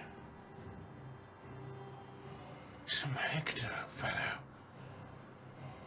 And I thought for a second, that's so weird, deja vu, I heard that name before. And I'll be damned.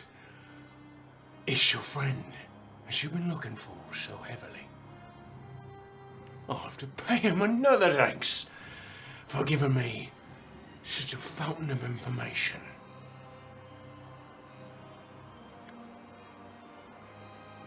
You've already met Yannick. You've already met Pontia. Brulok. Some of the ancient humans.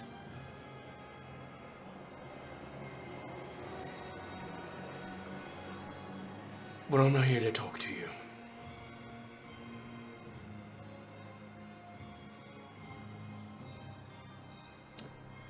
Ferocia. I heard from Zed. You've accepted my proposal.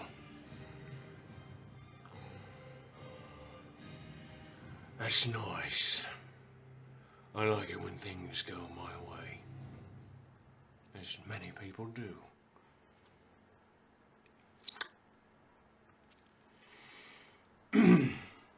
However, I must say, if Vivian is here, and that means someone else is with her, and Zed specifically said not to bring him here, for obvious reasons, I'd kill him. Right here, right now. Vivian. Won't you send Decamoris a bit of a message for me? And Ferocia, this has nothing to do with... Oh. I don't remember telling you to speak either. Is Ferocia next to me? I just want to take her hand and squeeze it so very hard. And she pipes out. As you see his jaw clench under the mutton chops, his eyes, your minds begin to twist slightly. The words of bounds are, Yes. There's still one morning for all of you. Only like one person in Vivian's troop, and he's not here.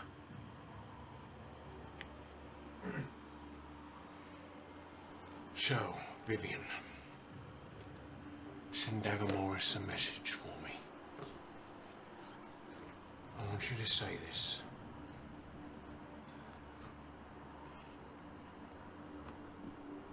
I will meet you at the inn we're staying at.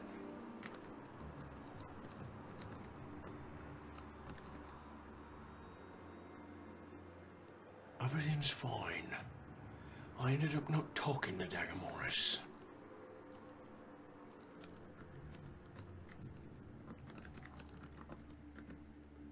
Thank you. Send it now. Okay, so DM question. He said, I will meet you at the inn we're staying at. Everything's fine. I ended up not talking to Dagamaris. to Titus, sorry. Okay.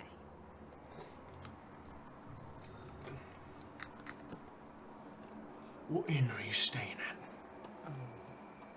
What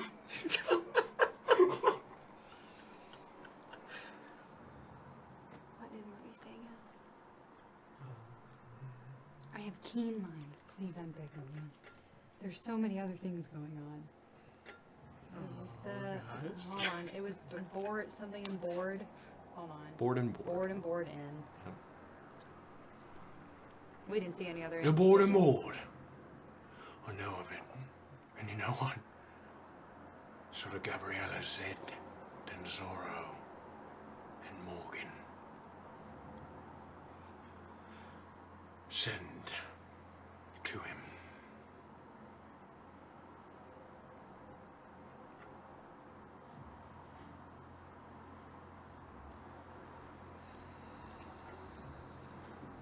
We want to help you. And he Oh gosh. Oh. I know. steps down, walks over to you. His towering form, about 6'3", muscles bulging from the fine silk. Vivian. I sort of like you. But you talk out of line one more time. I'm sorry.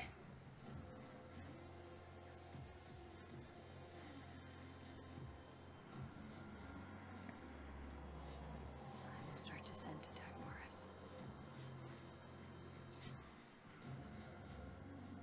I will meet you at the inn we're staying at. Give it a bit livelier for me. Everything's fine. I ended up not talking to Titus. Thank Make a you. performance check for me.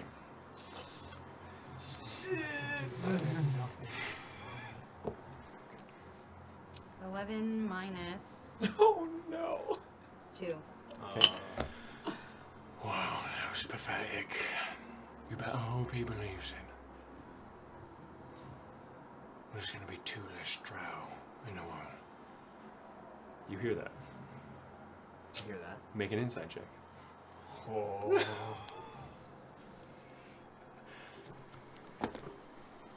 18. Okay. Something's wrong. I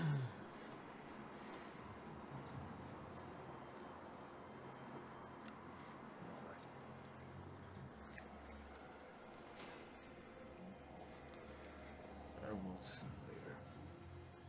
That's what I say back. Okay. Tell him to meet you there within the next 15 minutes. Something large has come up. You heard something about what this fuck all is going on about? You know the pestilence, yeah? Tell him you found something out about him.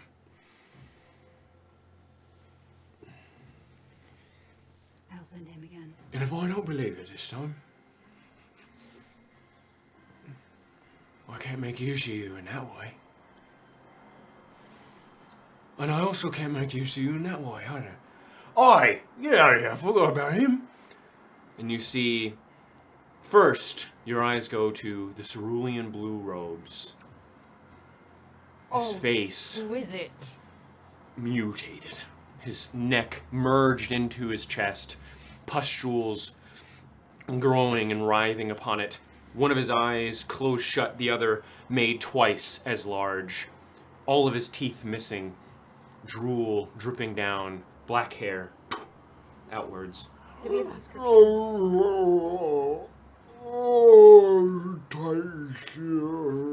Bows as much as he can. Which one is that? I don't know. Is he undead? No, Asking DM. he is alive. No. Cerulean robe. It's Rose of the Dragon's Council. I can help. Okay. Eupheme, it's fine. No, sorry. I said you got one chance. Step out for me. Your only last words for me. You spoke out of line. I said you got one chance. Fool. I can help her. You talked again.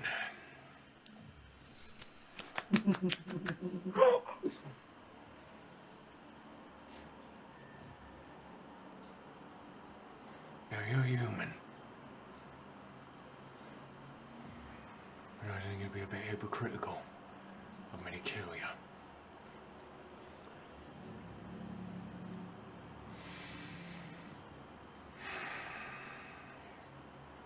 You're bald.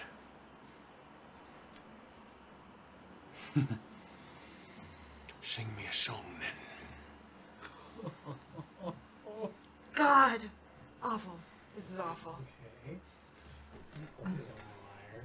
TPK without even battling. Oh my god. We just stand here and keep saying 3 words and then we all die slowly.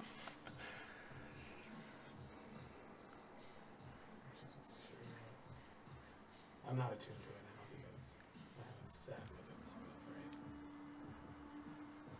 Yeah. Wire. Mhm. Okay. God, we did that on our way here. I'll sing a song. Okay. Make a performance check for me then.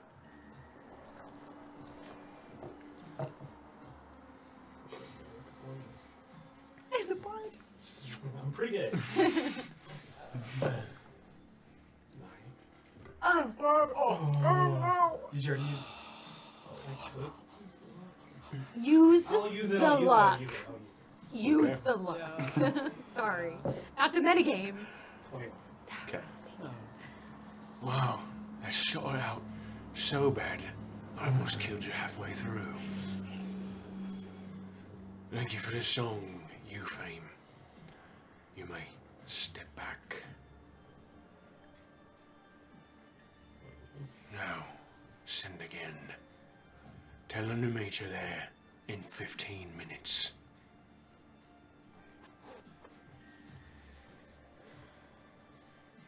I will send again to Dagmar, so I'm gonna take a deep breath before I send. Just turn out the send.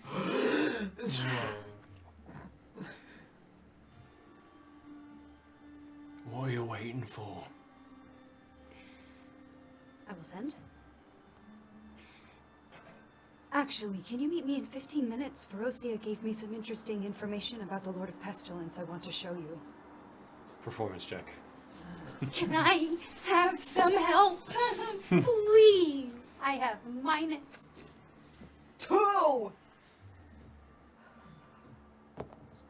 Oh, 16.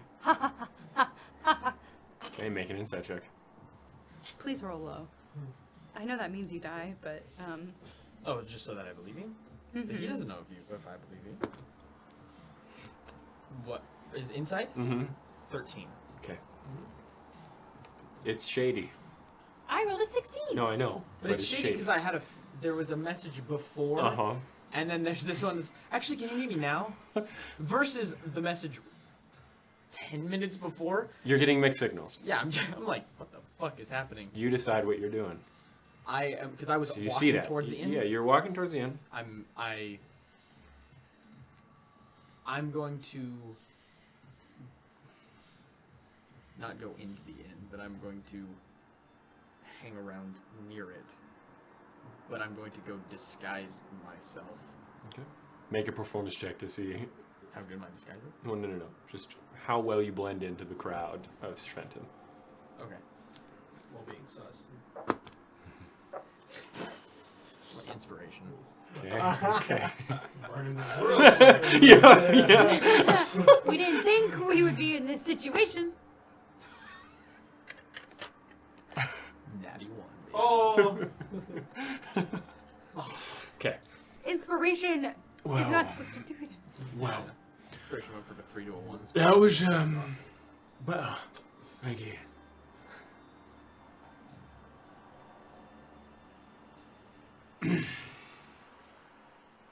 All right, Ferocia.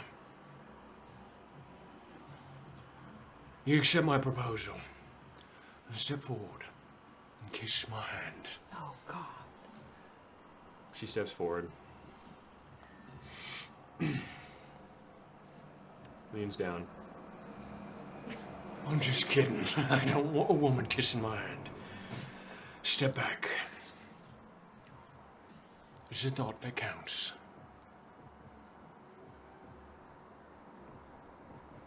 I expect you all, every last one of you, to be with me when I charge head first into the Scarf Crew.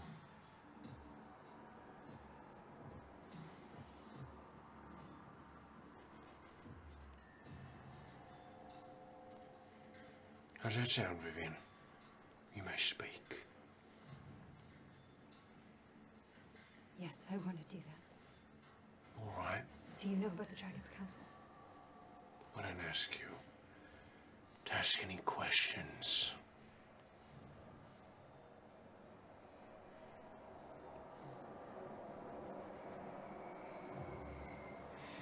What are you?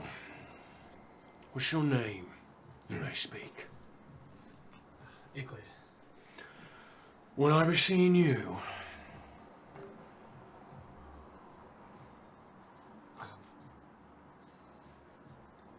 I guess so.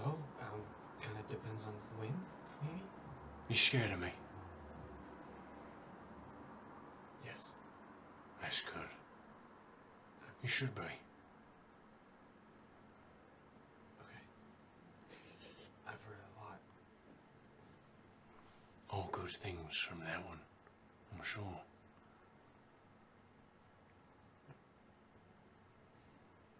How did you feel about being on my side?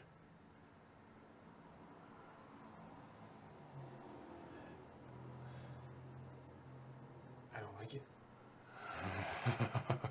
but it You don't like it? seems like the best. Why don't you like it?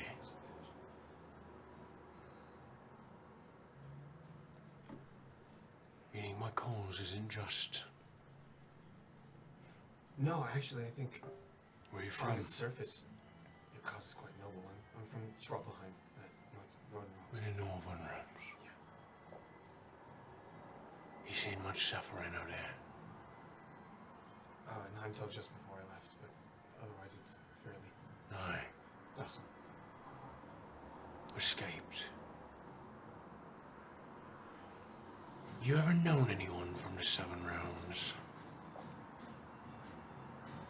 No, I kept to myself. Of course you did. What a luxury you had. On the surface, it seems my cause is just. What do you think you know, Euclid from the Northern Realms?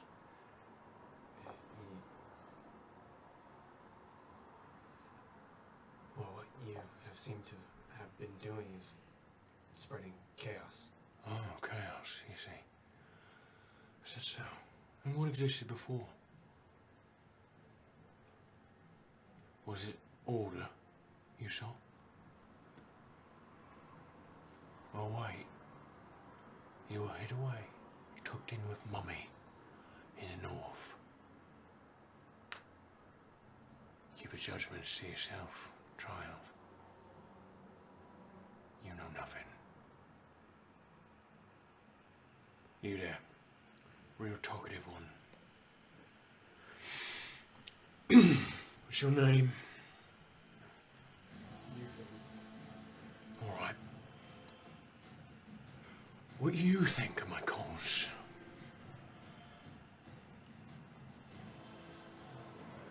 I think it's just. I think it's right.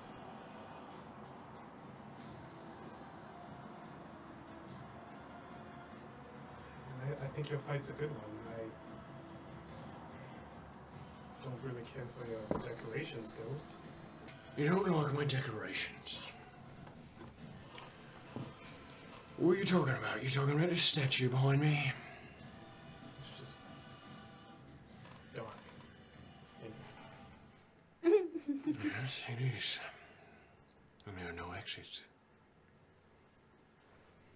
Good to know. I was checking. Are you scared of me? Yes. That's good too.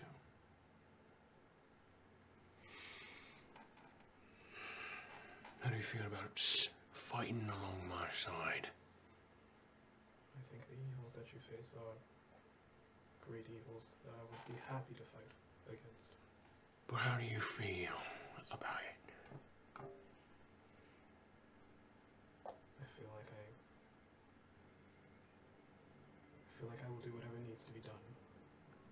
That's what I like to hear. You, Vivian. You scared of me? Yes. That's good. You should be. Is Dagamoris scared of me? Yes. That's good. Not nearly enough. He lives on my whim.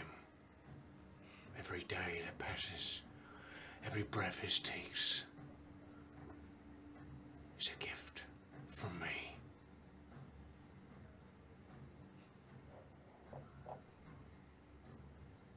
And as soon as the monkey stops dancing, or as soon as I grow tired of it, his heart stops in an instant.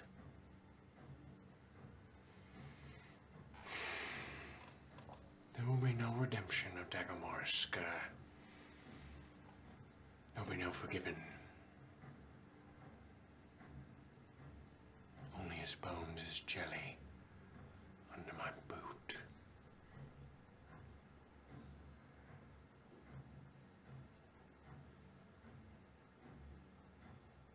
And if you show up to the cross in 2 months' time,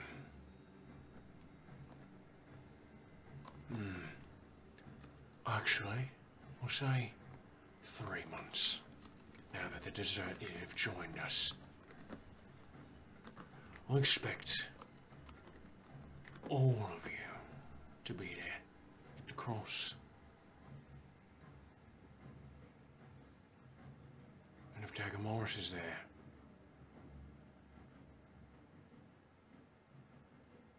you all die.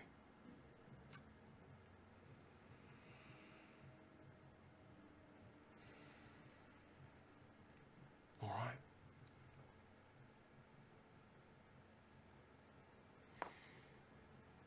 You have before then to deliver them to me. Alive.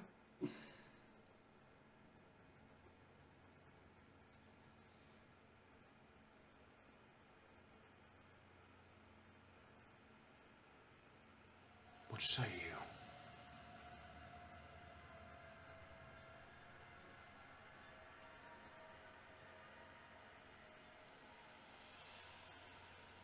There's nothing I can say but okay.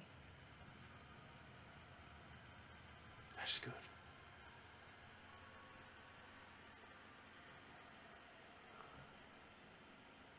You've 3 months to find your friend then.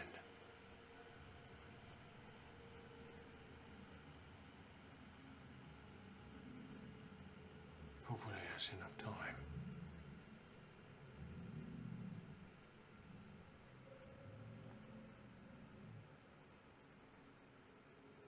Is that unfair?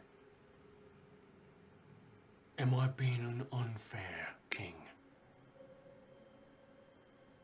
Anyone? You may all speak. Hopefully that's plenty of time. I'm talking about Dagger Morris. You met him? Am I being unfair? Like, I don't know why you want to murder him. But it seems like a lot of people do. You haven't told him. Well, look around you. You see where we're in? You look around and you see 30-foot ceilings, pillars stretching on either side. About 150-foot long room, and at the end you see the statue of Balanzar, about 25 feet tall. Looking behind you, you see a closed door, the sigil of Balanzar, snakes pouring from his mouth, lined with black speech, and on top of it, it says Ad Mortem Inimicus. I came into this room because Dagger Morris said that it was closed. And I needed to search their minds. Because I wasn't going to let my miners walk in here without me checking it first. I am the foreman, after all. And to my surprise, it was open. So I went in. And my mind was set ablaze with rage. I'd been in there before, but there was a pull when I was there alone. A feeling I couldn't escape.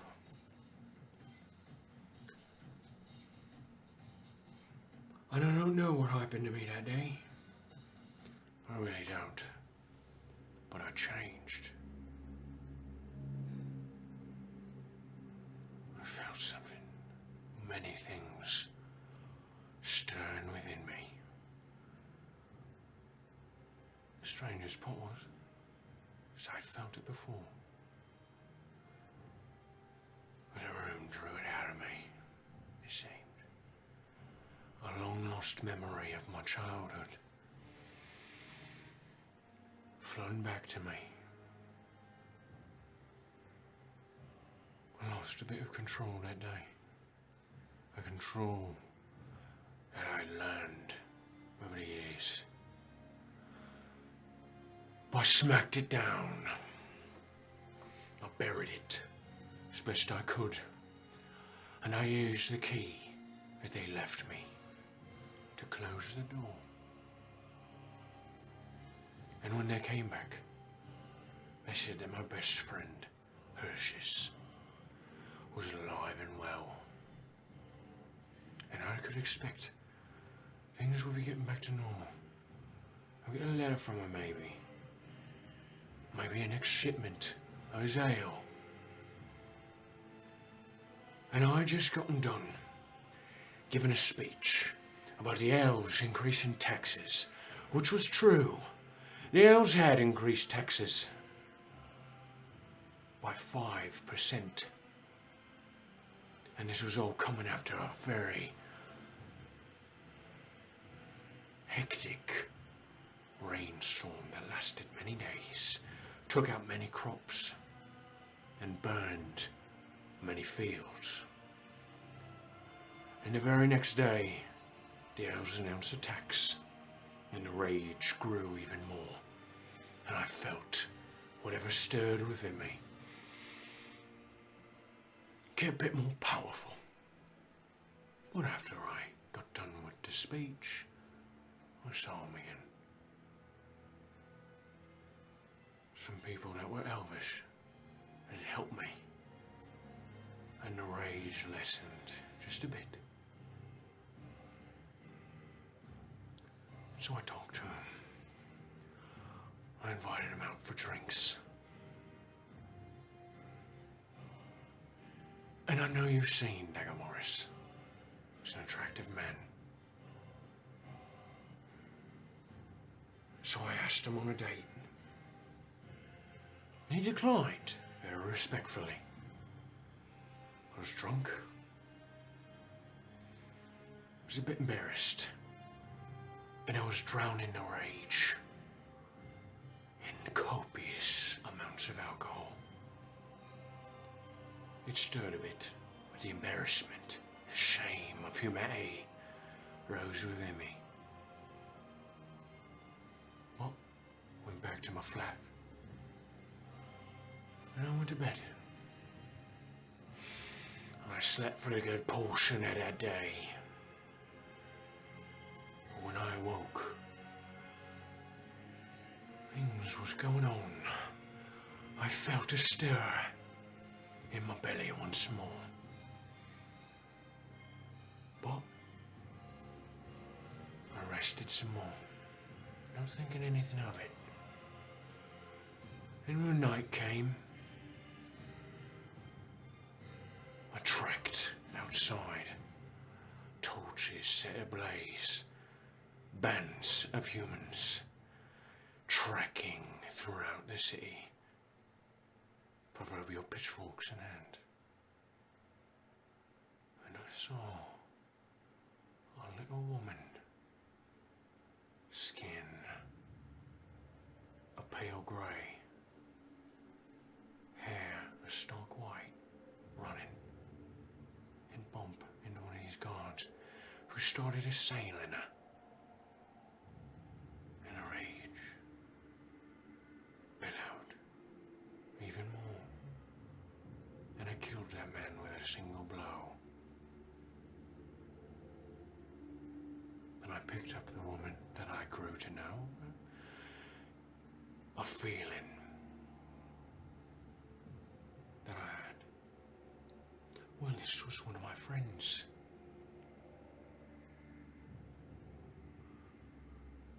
She drow, I thought. But the rage, it didn't bellow when I told that.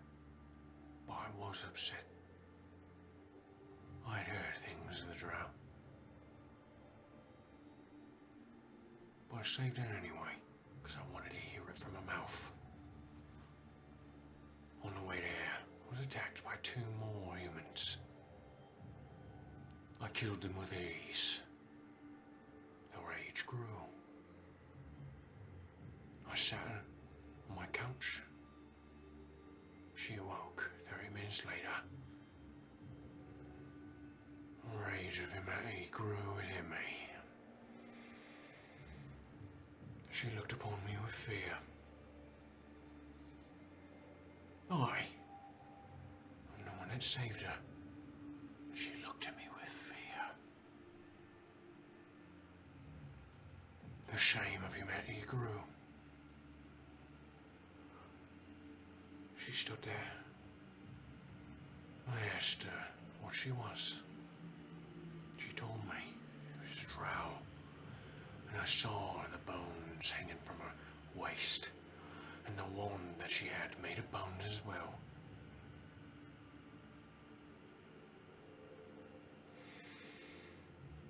I didn't want to kill her. For my own personal reasons that I found no reason to let loose here in this court. But I had a soft spot for her. So, I felt the rage growing within me. I knew I couldn't contain it any longer. So I killed my cat.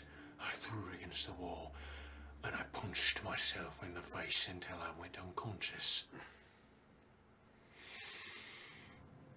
And you think to yourself, wow, that seems more like your fault, maybe. Well, I woke up many hours later.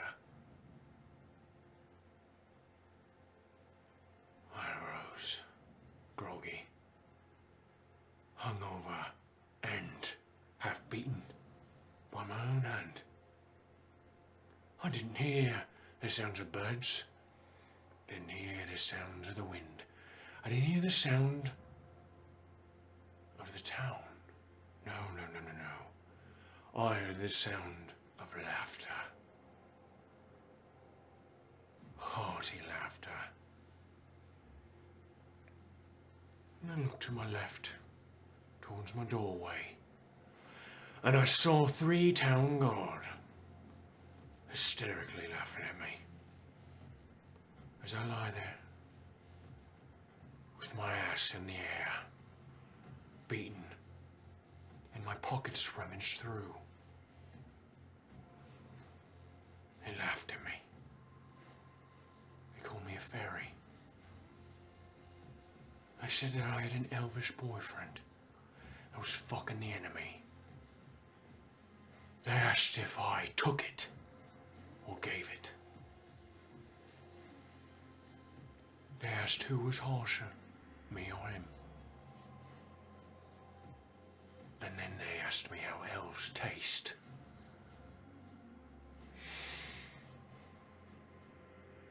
I didn't black out.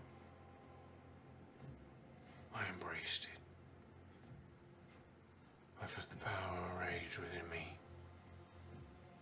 And I slaughtered them with a smile on my face as I did it, as they cried out, as they said no. It was Dagger Morris that told us. He must have been lying, he said as I ripped his arms off. As I cauterized his wounds with my bare hands, a power I didn't know I had, as his friends gasped for breath, as their ribs punctured their lungs. And I smiled as they told me.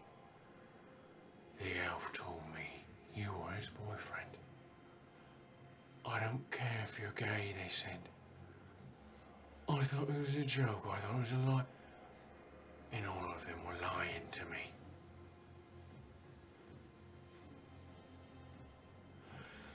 He did it. And he didn't even escape. You know who set him free? Glaucon Meridian sent his mage, Baldric for Servius, and they set him loose. I watched from my window as the whole town cheered as an illusion was paraded through the park. Saved. And then I watched as he walked out with Pietro Cludd, the lawmaker, in a disguise and a smile on his face. A free man, while I wallowed in suffering and rage. The screams of thousands boiling within me But the loudest of them was my own. Shame, hatred, rage. None of them foreign, all of them my own voice.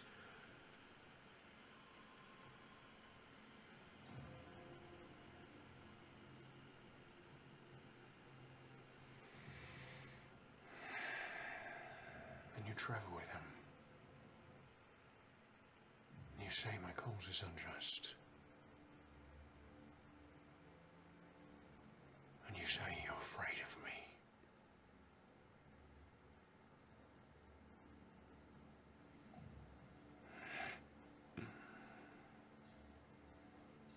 The elves fucked me twice that day.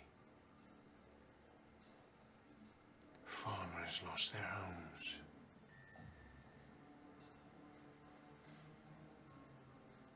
Husbands killed themselves for not being able to provide.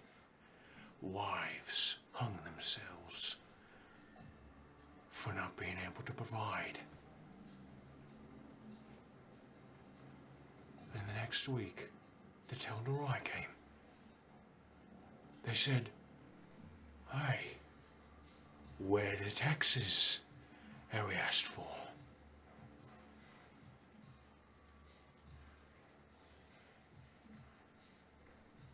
Thrown under the wagon to save his own skin. Saved by his usefulness by a dragon king. And backed up by a millennia of oppression. And you all travel with him. And you'll look shocked when I say I want him dead. Well, I'm wounded that you would think that way.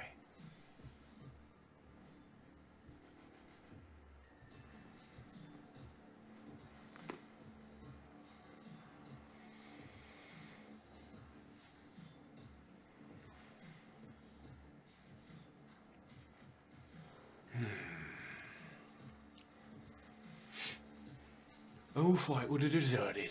Oh, I'm sorry. The deserted will fight with me.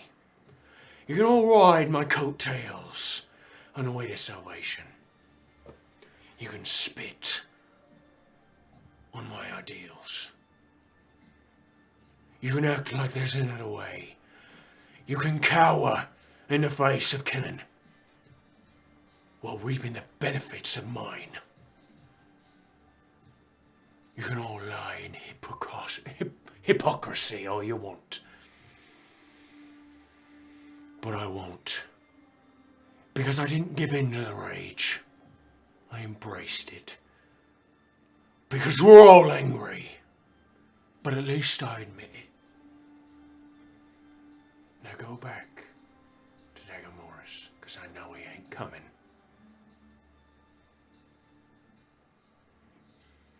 And feel real good about yourselves, because blood isn't on your hands.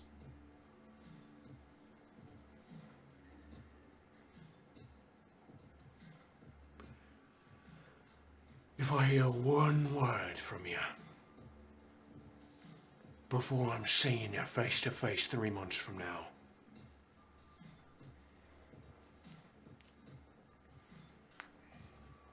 well, I don't even need to spell it out.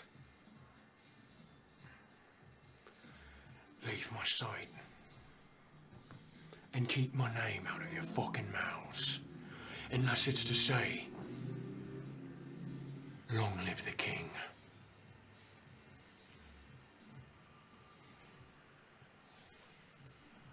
One of you is gonna leave. And he gets his axes out, throws them in the air as they circle around and begin to glow. The teleportation circle reacting along with it. Okay. You teleport back to Ferocia Terran's office.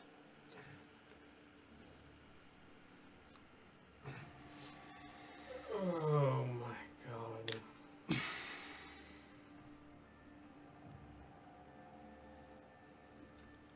talks a lot.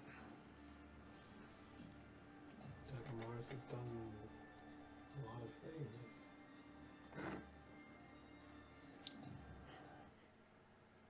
How long ago did that happen, Vivian? A couple of weeks after we first left the Underdark. Which was a year ago? A little less than a year ago.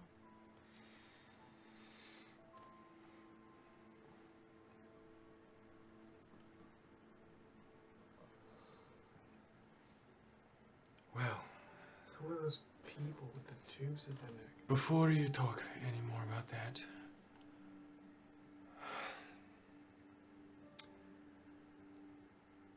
I'm sorry. You're going to have to kill your friend. That is unfortunate.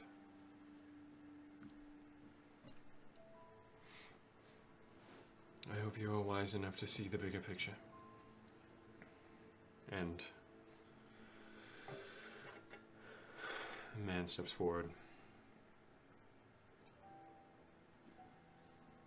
Yes. It is an unfortunate situation for all of you.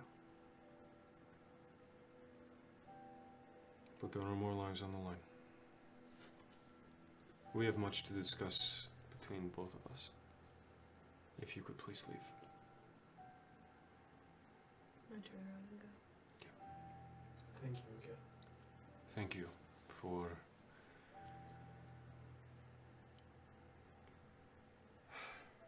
giving us counsel. It was nice to see someone else from the north. Yes, it was as well. You remember the name Shafra? I will be fighting alongside you as Ulfarosia. Your tattoos are cool. Thank you. Yeah. Okay. Dagamoris, as you're sitting there, Fuck. you see a figure walk up to the bay window of your I'm not suite. inside though. No, you're not. No. You're looking up. You see on the third floor, outside the bay window, you see Zed look down at you.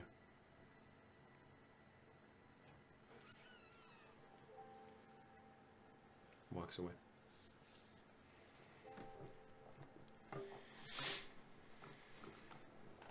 I just stay there. Okay. Where are you all going? Do you, we don't need to go back to the inn immediately, do we? Let's get a drink or something. All of you, by the way, you've never felt such palpable fear before. You've never felt your instincts kick in so desperately as when you walk out and you no longer need to keep your composure. The strength of your knees gives out. Your breathing becomes shallow and you slip into a bit of a panic attack as you knew at any moment you could have died. And you knew full well that it would happen.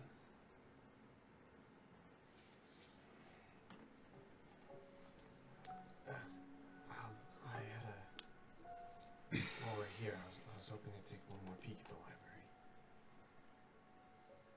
What use is walking all the way to the inn and walking back? I need to go find Takamaris.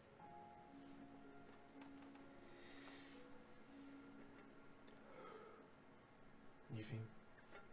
I can't do books right now, I'm sorry.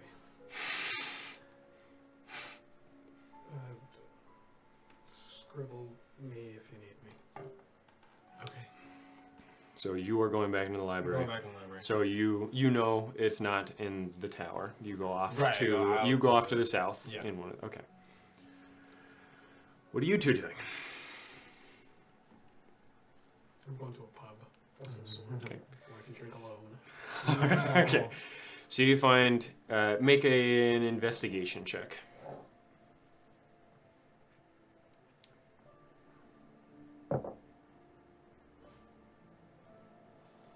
7. 7. 7? Okay. It takes you about an hour to find anything. You're going back to the inn? I'm sending to Dagomars first. So you send to Dagomars. It's me for real this time. Where are you? We're back in Schwenten. I'm sitting outside. Okay, I'm going to the inn. Okay, it takes you about 45 minutes to get there. Okay. Eventually you see Vivian, mask on. Just really shoddily scarfed. There's hair coming out everywhere. I stand up and I'm like disguised. I'm a big fucker with armor on. Did you see them? I saw that. He was up in our room.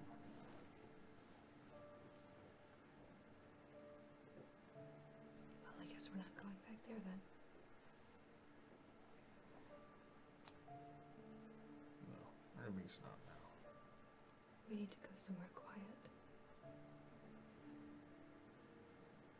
Right. I'm going to start leading the way to Hector's house.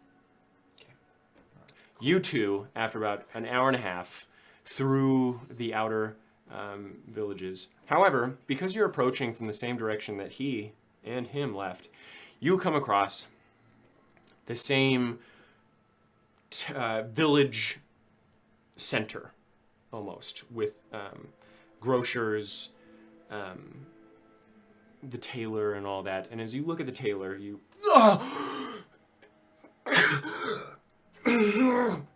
and your mind squeezes out a small memory. Gimme! You are very much shorter, walking alone. Not as short as you were in your memory at Raket's house, but still shorter than you are now, just by barely, maybe 2 inches.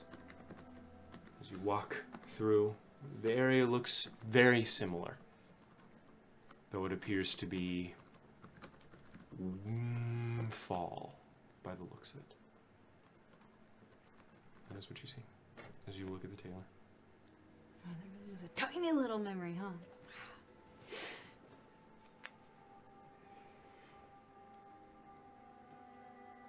Do I notice that she freaks out? Mm-hmm. It's very obvious. It was the tailor that I saw. Mm-hmm. Yeah, I know. What is in your mind? Nothing. I got another memory. Just this place. The tailor. Right. The one that killed himself because of Reservius. Let's keep going. Wait, what? That was a different tailor. This is a tailor that you didn't ask about. This is the tailor I went to. Yes. She. Give me a second. Okay. Okay. I'm sorry, man. I gotta deal with this. Okay, so you walk through the small cul-de-sac near the center of the outer villages. You see next to them Amdine Village Grocer, general wares and goods, and the connecting thread in between them. A very small store that Dagomars had entered into. Architecture of 1700s brick and stone America. You walk in, the floors are scratched up, faded red wood, and behind the counter is a wall of hooks holding various garments with a door leading to the back room on the far right. You hear footsteps come through as you hear a ding behind you. And as the door ding, another memory shoots to you. You stand at the counter, around the same height you are now. You look down, still through a veil, and see an electrum and 3 copper in your hand. Eventually, the woman comes out, carrying a mushroom leather and trimmed black duster, newly made. You smile as she does that, and you hear, "That will be a wonderful gift, Alessandrius. You're so thoughtful."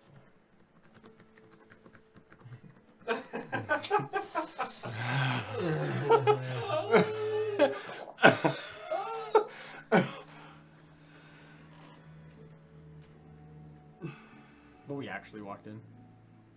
Mm-hmm. So, you see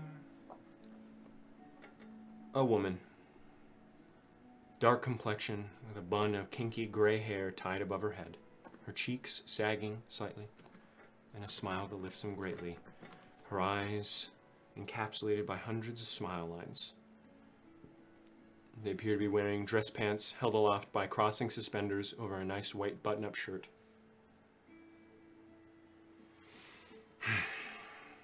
Hello. Hi. How are you? Come to buy something?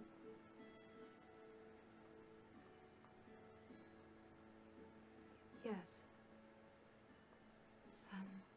Sorry, I have a question for you first. Okay.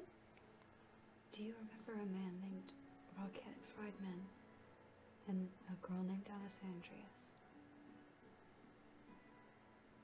No, I can't say that I do.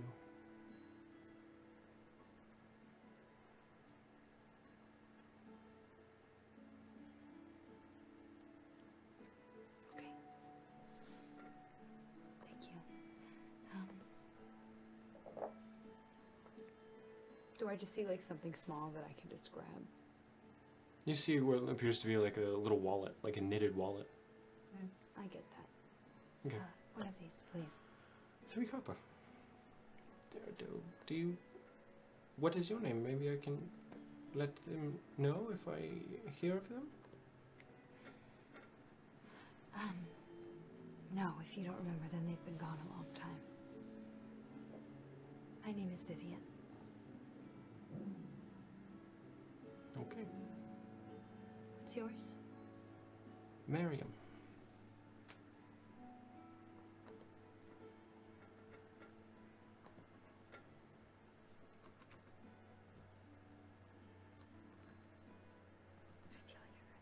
You know what? I'm just being crazy. I'm just being crazy.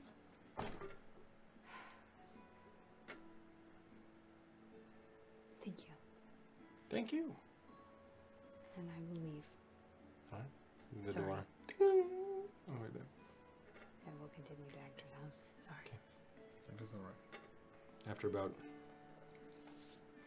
30 more minutes of travel, you make your way to Hector Dollhouse's, or Rocket D.H. Friedman's house. The small home situated amidst a large bit of yard and box gardens lining the entire base, overgrown. You walk up the small steps into the small coat area and then eventually into the living/kitchen area.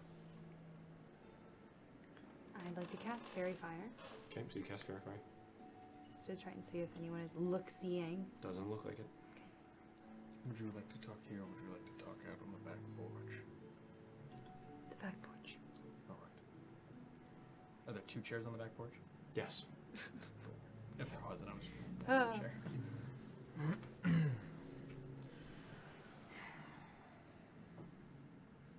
So you actually went and saw him, correct? I didn't know we were going to. I had no intention of doing that yet. Well, I know you didn't. It sounded like that in your sending. But yes, we did. We spoke to him. He almost killed you, Fame.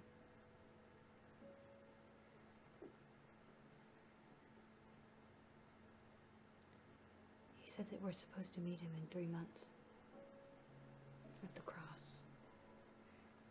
So he can storm the Scar of Cruel. But if we show up with you there, then we are all going to die.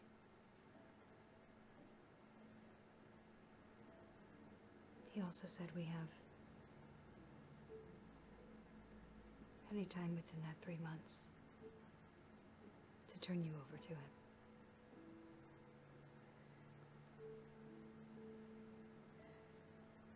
He told Iglid and Eupheme what happened.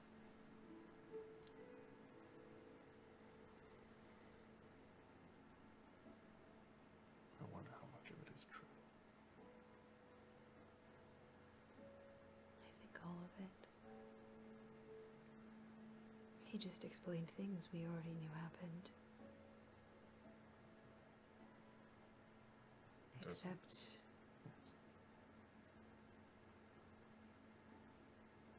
from his perspective, from the influence of the beginnings of the influence of Balancer.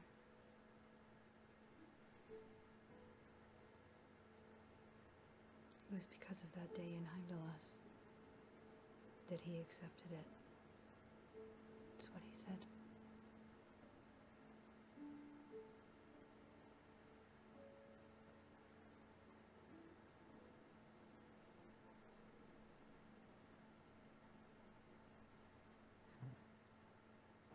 I couldn't get a word in edgewise to ask him for help with the Lord of Pestilence, to tell him what's going on with the Dragon's Council.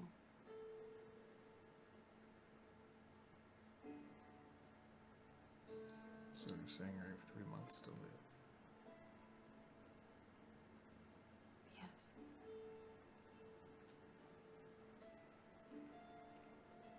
Either we all die, or you do. And what if I die before then? Do you still die? I don't know. Maybe after all of this is done. Maybe not including you, Fiend. But he wants to do it himself.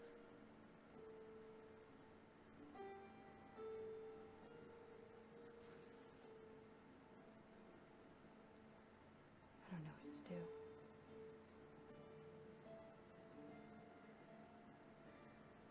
There's nothing you can do. You have to turn me in.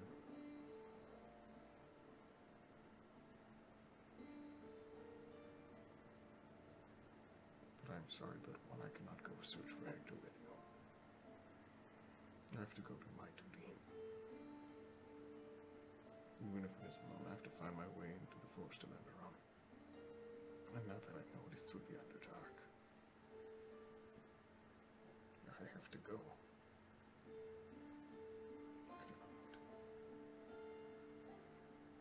I don't want to do it. But I don't want to make you go with me, because I know you have to find Hector. I don't want to make you go.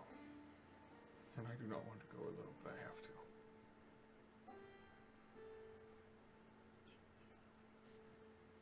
You don't have to go alone. Yes, I do. You'll die if you go alone, you know that.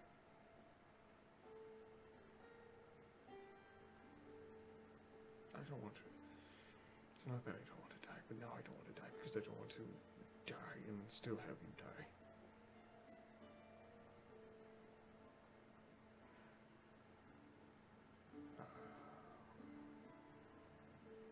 How big is it?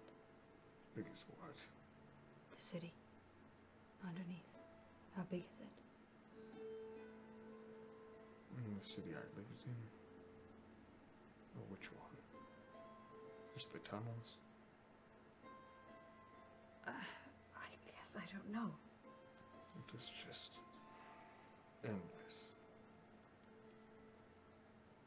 There's Underdark everywhere. No, I mean to get to the other side. I have no idea.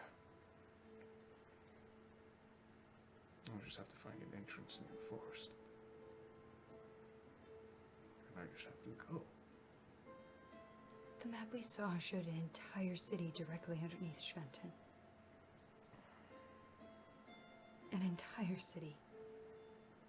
The one we were in was massive. You can't go alone. What else am I supposed to do?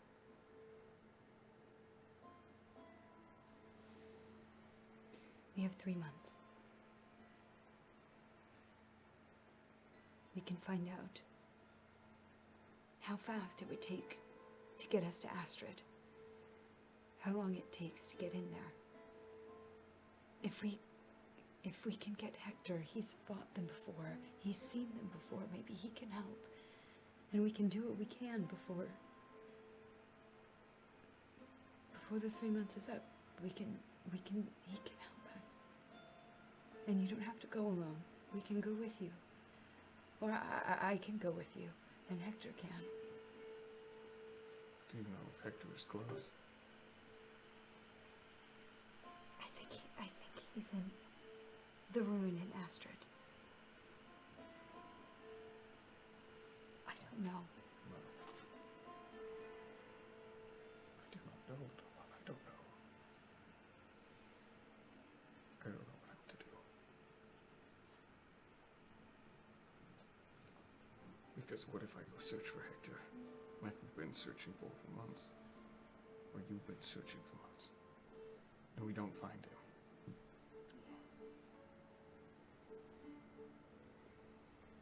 I don't want to die knowing that I did nothing. Yes.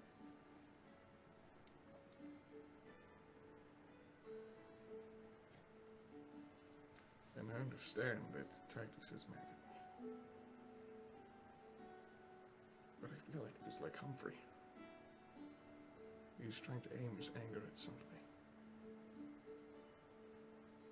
Because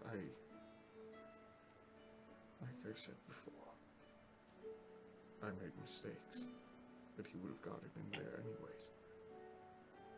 He found the key. We gave him the key. We did, but it was closed.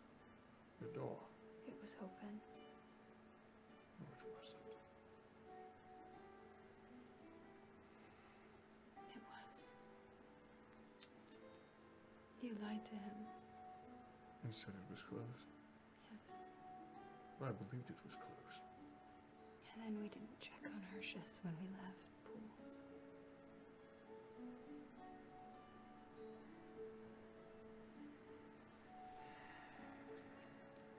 He can blame all he wants.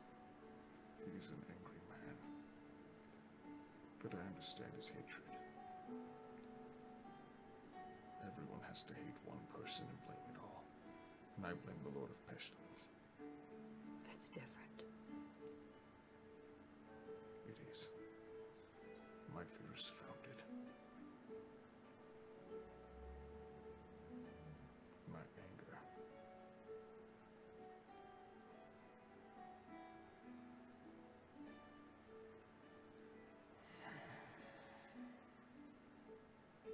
All right.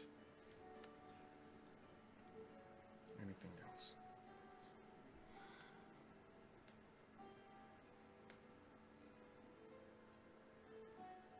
No. All right. And I stand up and I just start going away Into the woods. into the woods. Well, I'm out of sending spells. Yes. I'm out of many spells. You shut a spell. You can do wizard short rest. Oh, I Arcane can do recovery is arcane already recovery. yeah. So you short rested. You can Yeah. arcane recovery if you wish. I'll take a portable. I don't really know if I like need it yet. Yeah, I don't need to talk to Jagomars yet because I'm probably just figuring that he's doing shit, which he is. So I will make my bed. It's like, I have 3 months to live. I gotta do everything now. Yeah. I'm gonna make my bed. I'm gonna take one last just passive glance over the house to see if I missed anything. You didn't miss anything. And then I'm... fuck. They said they were gonna go to a bar. You do hear a on the door. Oh gosh. I'm gonna vomit. This is gonna It's be somewhat Vesuvius. normal, so it's not. Well, it's gonna be someone. hello. Time to die. Oh, God. yeah. Here I come. Alright, I'm gonna... Fuck. I prepared teleportation instead of alter self. I switched them out. So I'll put my mask on and wrap myself up and go downstairs and open the door. Okay, you see the tailor. Ah! She. Can I come in, please? Yes. She's not making my fucking cloak right now? She sits down at the dining room table. I will sit down across from her. Are you Alessandria's? Yes. It is lovely to see you again. Oh,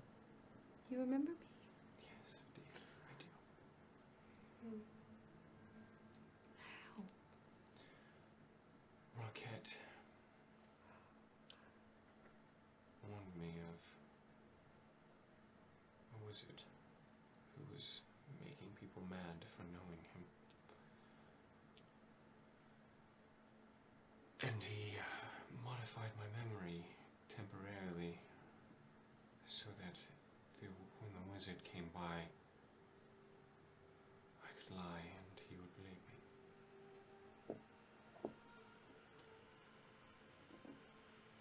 It's nice to see you. I thought you were dead. The world is so bad now. I've missed seeing people that I knew.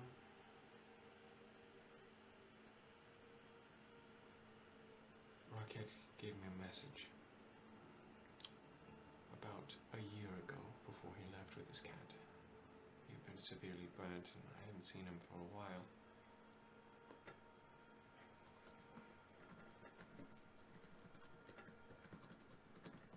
He told me life is cruel.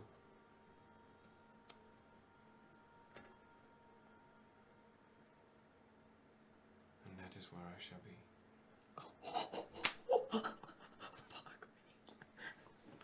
What?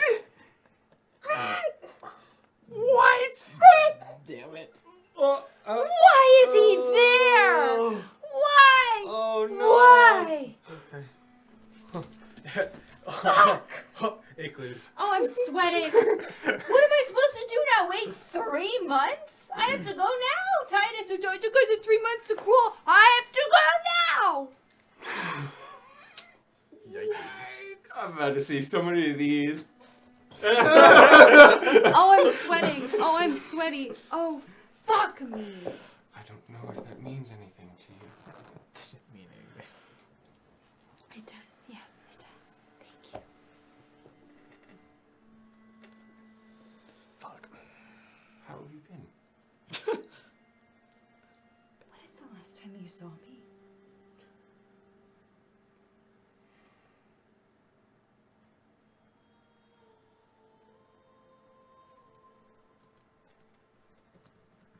Seven years ago.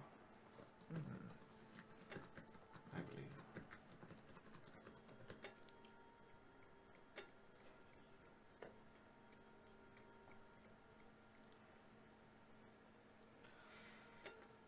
I woke up with no memories a year ago. I see. Your situation is similar to mine. But I brought you this. Pulls out a hat with a veil on it. Oh.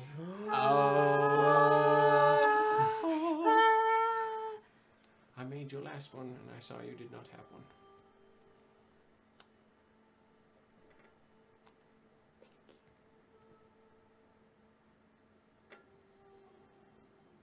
How have you been? Strange.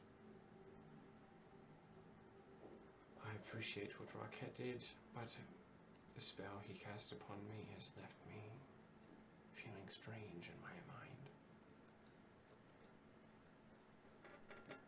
It's better than any of the others. I've heard their fates.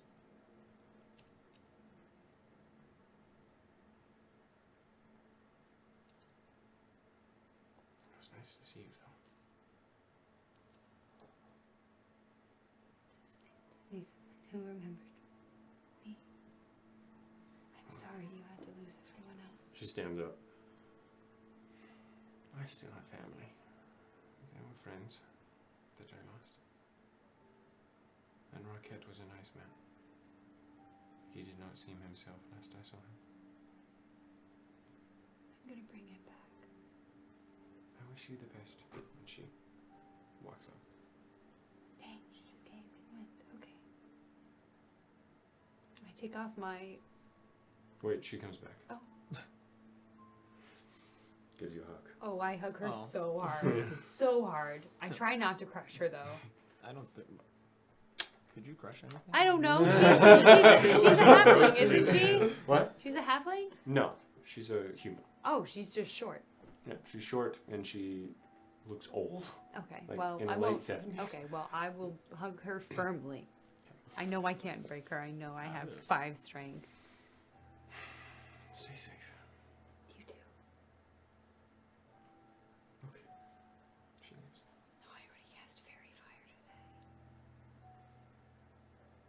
Oh no. Oh god. Oh god. For service is like, Oh god. Oh bitch. god. Oh god. Oh god. Oh god. Oh god.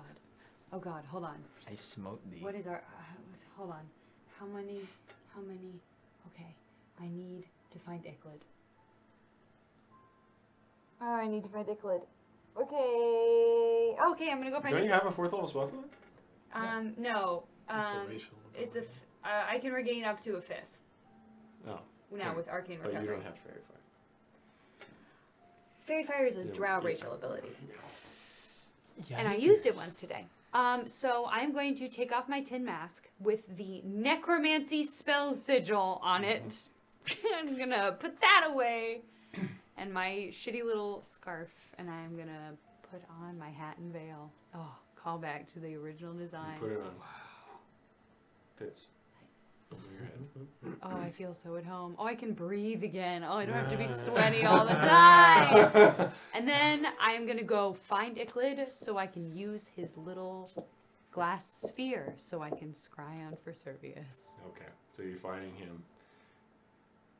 Are you sending to him to find out where he is? Nope, I don't have a spell slot for that. So I'm just gonna go try and find a pub. I walked by a pub, didn't I? When I went There to are a lot of pubs. Yeah, but I walked through the town square and I saw the tailor, right? And you said that was the bar? No. Fuck. You're on the opposite side of town, but you wouldn't know that. Well, he also It's going to take you the entire day to find exactly the pubs that they're at. Fine. Then it takes me the whole day. I look for him. Okay. I don't know what else am I supposed to You do? send him. I have a fit, and then I can't scry. He's going to scry for you, right? You don't need On for this. Servius? I don't know. Oh, you need that. You need that. Okay. I want Yeah, to. my component. I wanna see him. Okay. Don't you have pro powers now? No, I she know, crushed it I- for the sending. I crushed it for sending earlier today because I sent like 10 messages to people today. Yeah. I was a little fucking telephone for everyone today. You want to teleport to Titus and then scribe Asarius in the same day? Same day. He's a big baller. I need to make sure that Okay, he's so not... make an investigation Okay. check for me. Oh my god, I thought that was a 1. Ha! It's not. 14. 14. Okay. You manage after about, I'll say 30 minutes, Okay. getting all the way across town from Rockets, but you are already in the town, so it takes you about 30 minutes to get to the water spout. You walk in. Welcome. I have a witch's hat At this with point, a by the way? veil on it. It's like 4 p.m. Yes. You guys have been here for 4 hours. Yeah. Yeah. Make another Constitution saving throw. You. You're coming down. You're at like a 4. Cool. Yeah. I look cool as fuck. 14. You're like an 8.5, my guy. Wow, dude. Wow. Can you? That's all I do. You walk in. Hey, what can I get you for you? At this point, a few more people are trickling in. He's serving some other people at the bar, but he greets you. You? What do you want? Juice. A juice? Yes. Apple juice? Yes. You with him? Yes. Yeah.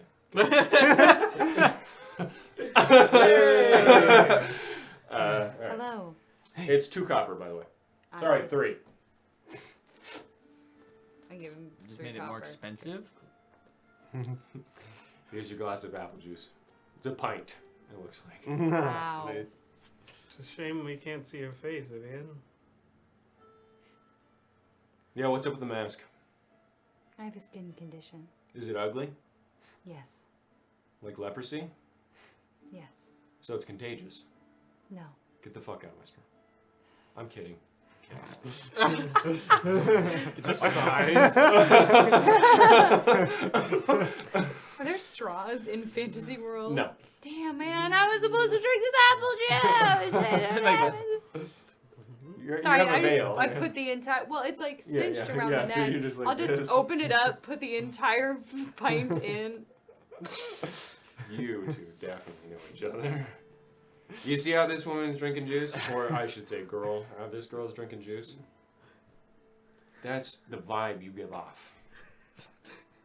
Did you guys So upset the anyways. bartender? No, this is like a thing now. Yeah, apparently. He's just rude. Anyways, So I'm there not was a- rude. I'm cool. You called me a girl and also said I wasn't cool. A few moments later. She told wasn't a him- waitress. I told him everything. Ah, well, that solves it. She was a bartender. Wait, what did he say? He's So a, he's gonna go try and do what he needs to do before he dies. You guys he's are really weirding me hard-headed. out. What? He just is. You guys are really weirding me out. He's They just were, gonna. they were talking about killing someone a couple of hours ago. We don't have to kill anybody. Well, I mean, we will eventually. I thought this was a joke, guys. Yeah. Gentlemen. Right, yeah, she's in on it. Yes, it's a joke. Deception with disadvantage. That's fine. I'm not trying very hard. You said he just surrendered? Yeah, to I'll be there. He didn't surrender anything.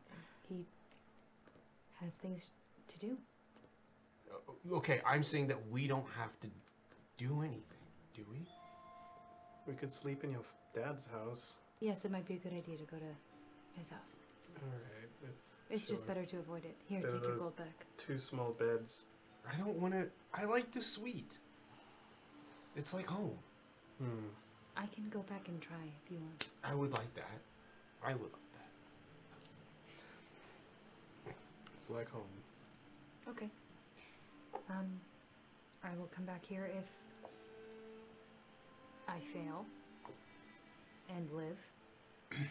Fail. Wait, what are you doing? If I fail to get our room back. No, we can do that later. Okay. This man is really drunk. Yeah, he's had a lot.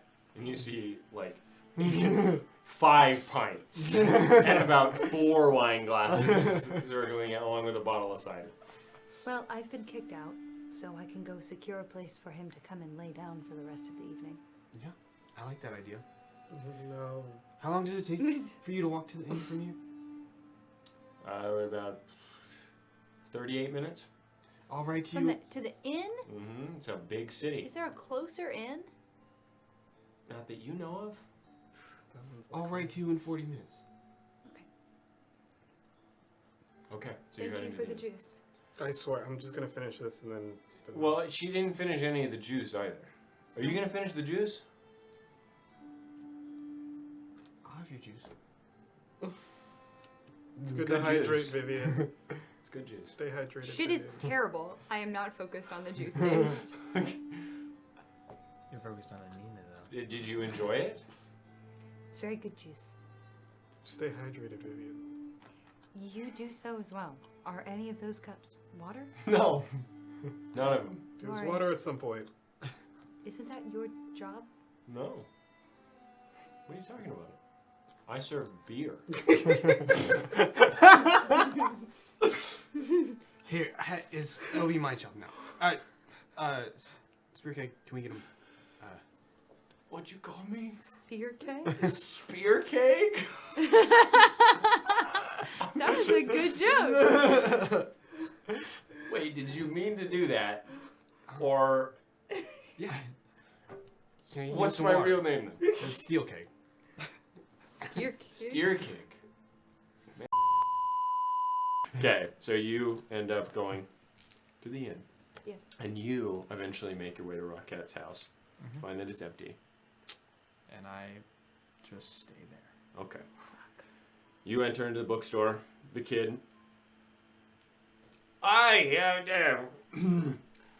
what's going on then, man? Yes, we were wondering if we could get our room again for another night.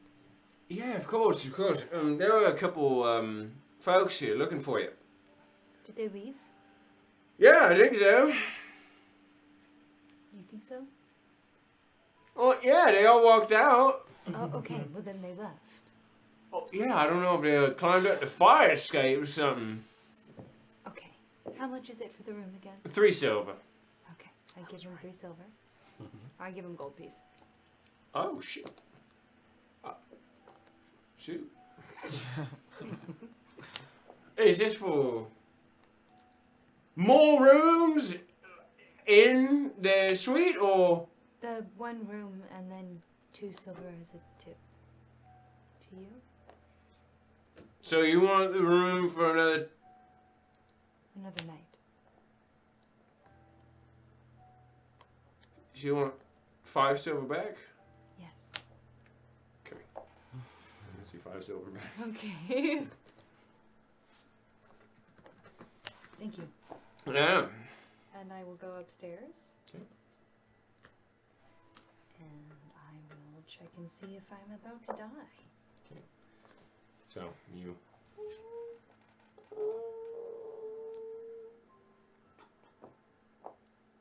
Walk up the small stairs. You look, see the banister to the hallway. The living area right there. See the dining room a bit through the banister as you walk up. Shut the door. Into the living room. You just pull my fucking You nuts. see no one. Yeah, you just pull my fucking teeth. Hello? You hear nothing. You're coming from the kitchen. Are you shitting me? They're really still here? They're really still here? Oh, I don't know. I go to the kitchen. Okay, so you go into the kitchen. As you walk in, a cat A cat. jumps down, What color rubs on your leg. is- You see the window to the fire escape is open. Interesting. What color is I pet the cat. What color is the cat? It's a black cat. Nice. I pet the cat for a while. The name's Birds. Tony and Casco. Shut the fuck up! Oh my god! That was funny. Do we have any like food scraps or something? Yeah, I'll say you have some. Yeah, I'll give it some food scraps. Gobbles it up. Yeah, I'll just pet it until it decides to leave. Yeah, after about 5 minutes, jumps on the Tired window of me. and like licks its paw, and then but just sits in the window. I'll leave the window open. And I'll go clear out the rest of the... No one seems to be here. Okay. I can't send to Dagamaris, and I can't use the earring of sending because Titus will kill me. Do you have an earring you send it? I do, I still have one. I never got rid of mine. I have one. I know She you have doesn't one. wear them. Hey, what's up, Hey, what's up, Dagamaris? Titus immediately kills me.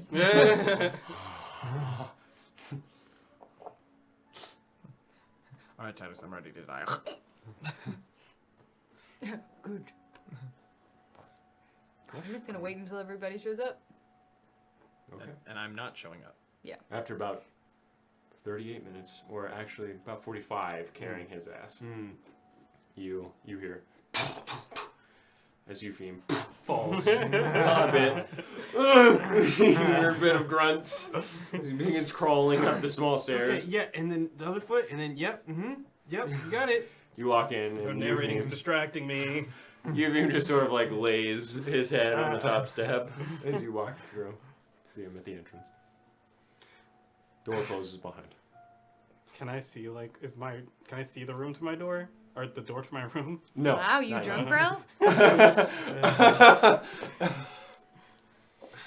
Okay. They aren't here. They left the window open, though. What? There's a cat. That's all I know. Where? Oh, they were in our suite? Wait, who's they? You were... Titus sent his lieutenants, the ones that we fought in Betuise. Did you tell me about that? I don't remember. Who are his lieutenants? He has lieutenants now? Those are the 4 people that... Oh, you were in jail. Probably, yeah, but I don't know what you're talking when about. we were in Betuise. When you and Humphrey were in jail together after you decided to break in with Osiren. Yes, and I then was the in entire jail. front gate was blasted and glassed to pieces because we fought his 4 lieutenants. Gotcha. Who are his lieutenants? There's a very tall woman with a big axe. A really pierced short man with a large hammer. Zetataxanos, who you saw, and then Is that the one guy I also saw with your hero, right? yeah, and then what did Morgan have? Swords, Swords, yeah. swords, and And a flat top. Yeah, a flat top, like a curled flat top. oh, okay, and then a man with swords and a flat top haircut, and he used magic too. I don't really know. Okay. They were very powerful. They almost killed us all. And apparently he sent them after Dagomars, Odd. which is why he was telling me to send those messages to him. Yeah, I see. So, hold on. I need to get this straight. We don't need to force Dagomars to do anything. We need to bring him to Titus within 3 months. Yes, but you said that he seemed reserved. Not, he seemed. He said. He wants to die by Titus, No, he doesn't. but he will. Yeah, but he will. I don't know. If he manages to find a way into the Underdark, he will die by the Lord of Pestilence. He just left.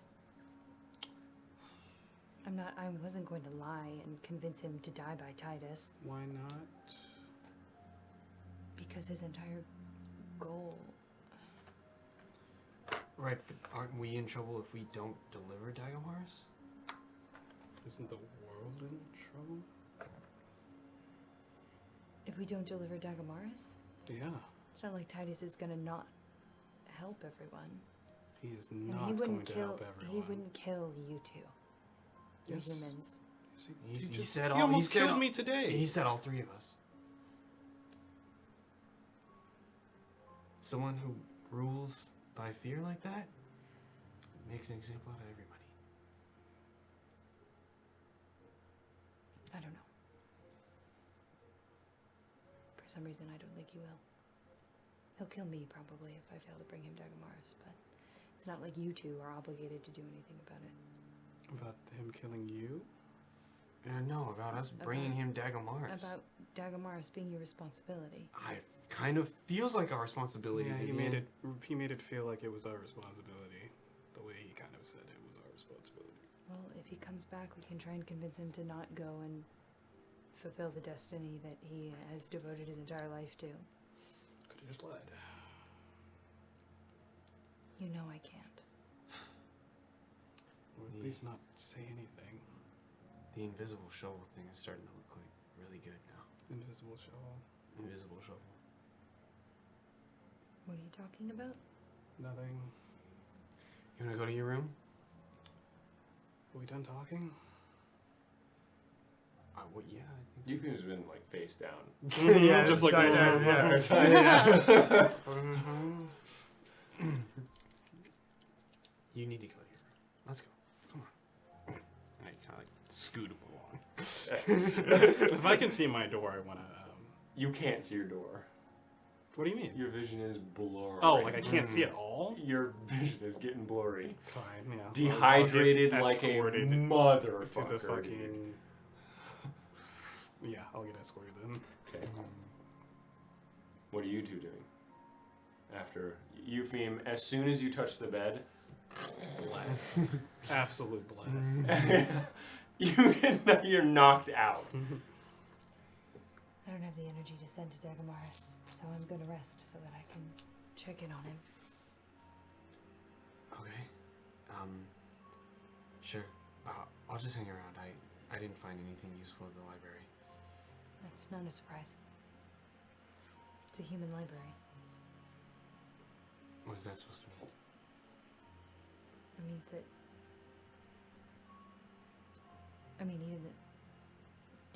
you read in Hector's journal with me. Oh, yeah. Yeah, sorry. What are you trying to find?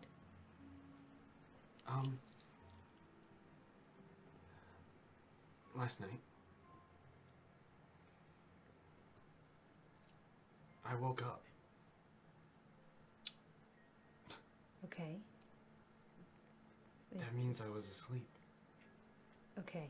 I don't sleep anymore.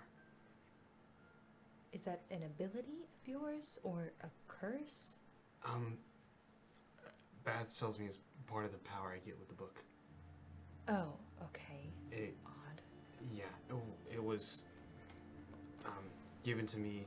I was traveling on my own for a year, so not sleeping helps, you know, to stay alive. Yes, very much so. Yeah, I understand that. Yeah. So you woke up. Does that mean you're losing your power? I don't know what it means, but I had this odd dream. Okay.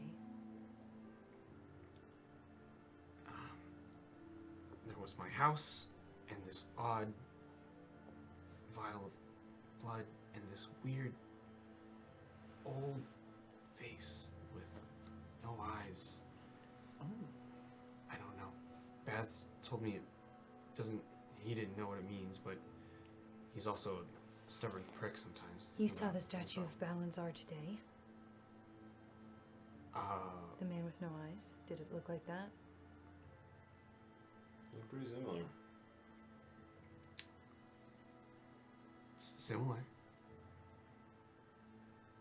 I'm not entirely I can't be confident. And there's not any guarantee that it's not Ivar either. Ivar? The god of trickery and deceit. He looks, or at least he appears like Balanzar. They look very similar. Oh. That's So either chaos okay. or trickery and deceit. What does that mean? Where you draw your power from. You mean the book? I mean, probably. You saw a face? Is that something that you've seen before? No, right? No, you've not seen the face before. No, that's a new thing. Did you bleed on the book or something? What does the blood have to do with anything? I don't know, but when I woke up, I saw a new thing in the book. It wasn't in my handwriting. It just said, "The blood." Ah. So you're researching what then, based on that? Oh, I don't know. I went to look for stuff about like dreams and like blood. I don't know. I scanned information to go off of, you know? Well, yes. I mean, we found a lot of information in our travels that has been obviously very restricted, and I haven't read anything like that. I've not read anything about any blood rituals, have I? You've not. Yeah.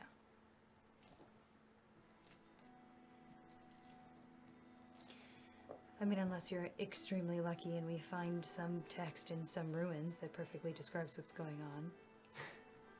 I don't know With you where- guys, I honestly would not be too surprised.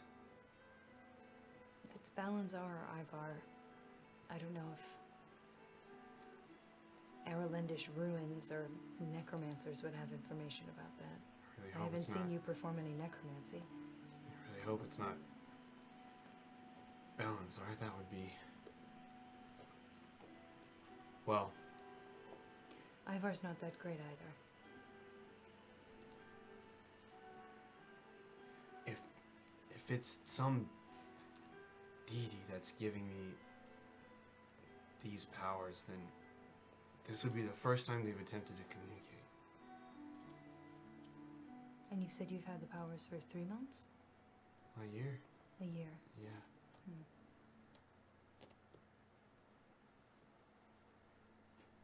I wonder why now.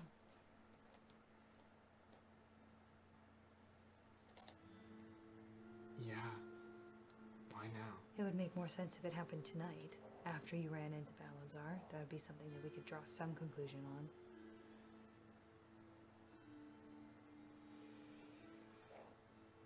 I suppose we'll have to keep our eye out for vials of blood and the face we've already seen so much. Sure. Thanks for listening. This is kind of spurious, but We have a lot of things we need to figure out. Especially when it comes to whatever's going on with that book and your father. It's good not to have too many surprises. In the letters, it described a darkness all around and had really sharp breathing. In Hector's journal? In Hector's journal. When he's tried to scry on his companion, the captive? Right. Yes. Where was that?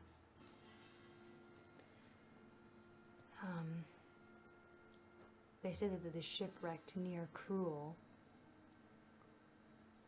But, I mean, if it's a dark place and heavy breathing, that's not extremely conclusive. Based on the scry alone. When we first passed the barricade at the heading south from the Central Realms, we were in the dome one night, and it was when Yahir was still with us, and I decided to scry to attempt to see where my dad was. And while it was the same thing as was described, pitch blackness and a sharp, exasperated breathing. And you said your dad was on an archaeological dig in the spine? The last expedition that I know he was on was trying to find either the bones of Varantuk themselves or something leading to that. Which is why I came south, because he was stationed south. But then he came home with this weird book, and then he didn't show up after that. I don't like the sound of that.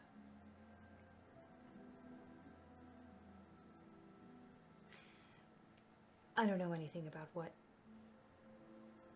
that scry would reveal. I don't know if that guarantees that they're in the same place or something to that effect.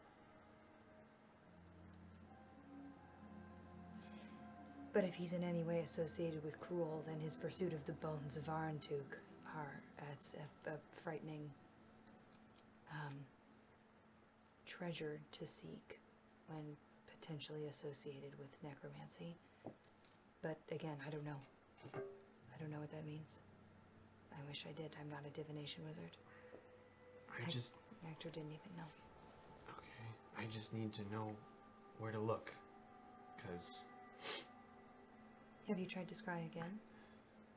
I haven't. I've been afraid to. We can try tomorrow. Okay. You said that we need to go to the southern range of Astrid to find Hector, yeah? No, we don't actually. Someone came by today, and I don't want to talk about it too much, but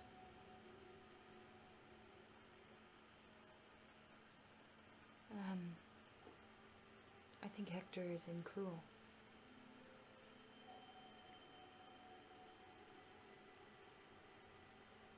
So, Someone told you that? yes. Said that he told him that. Okay. That life is cruel and that's where he'll be. So, now I have to figure out if... Scarily clever. Yes, he's a smart man. Okay. So we go to Cruel?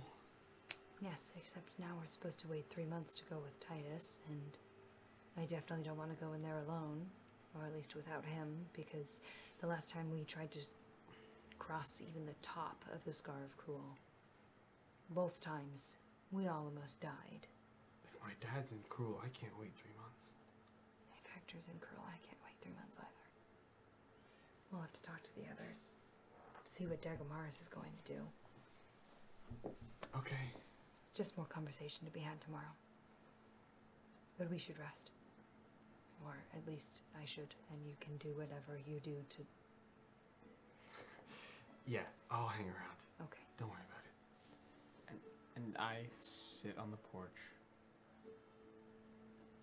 in the back porch, and I hold the earring in my hand, No. and I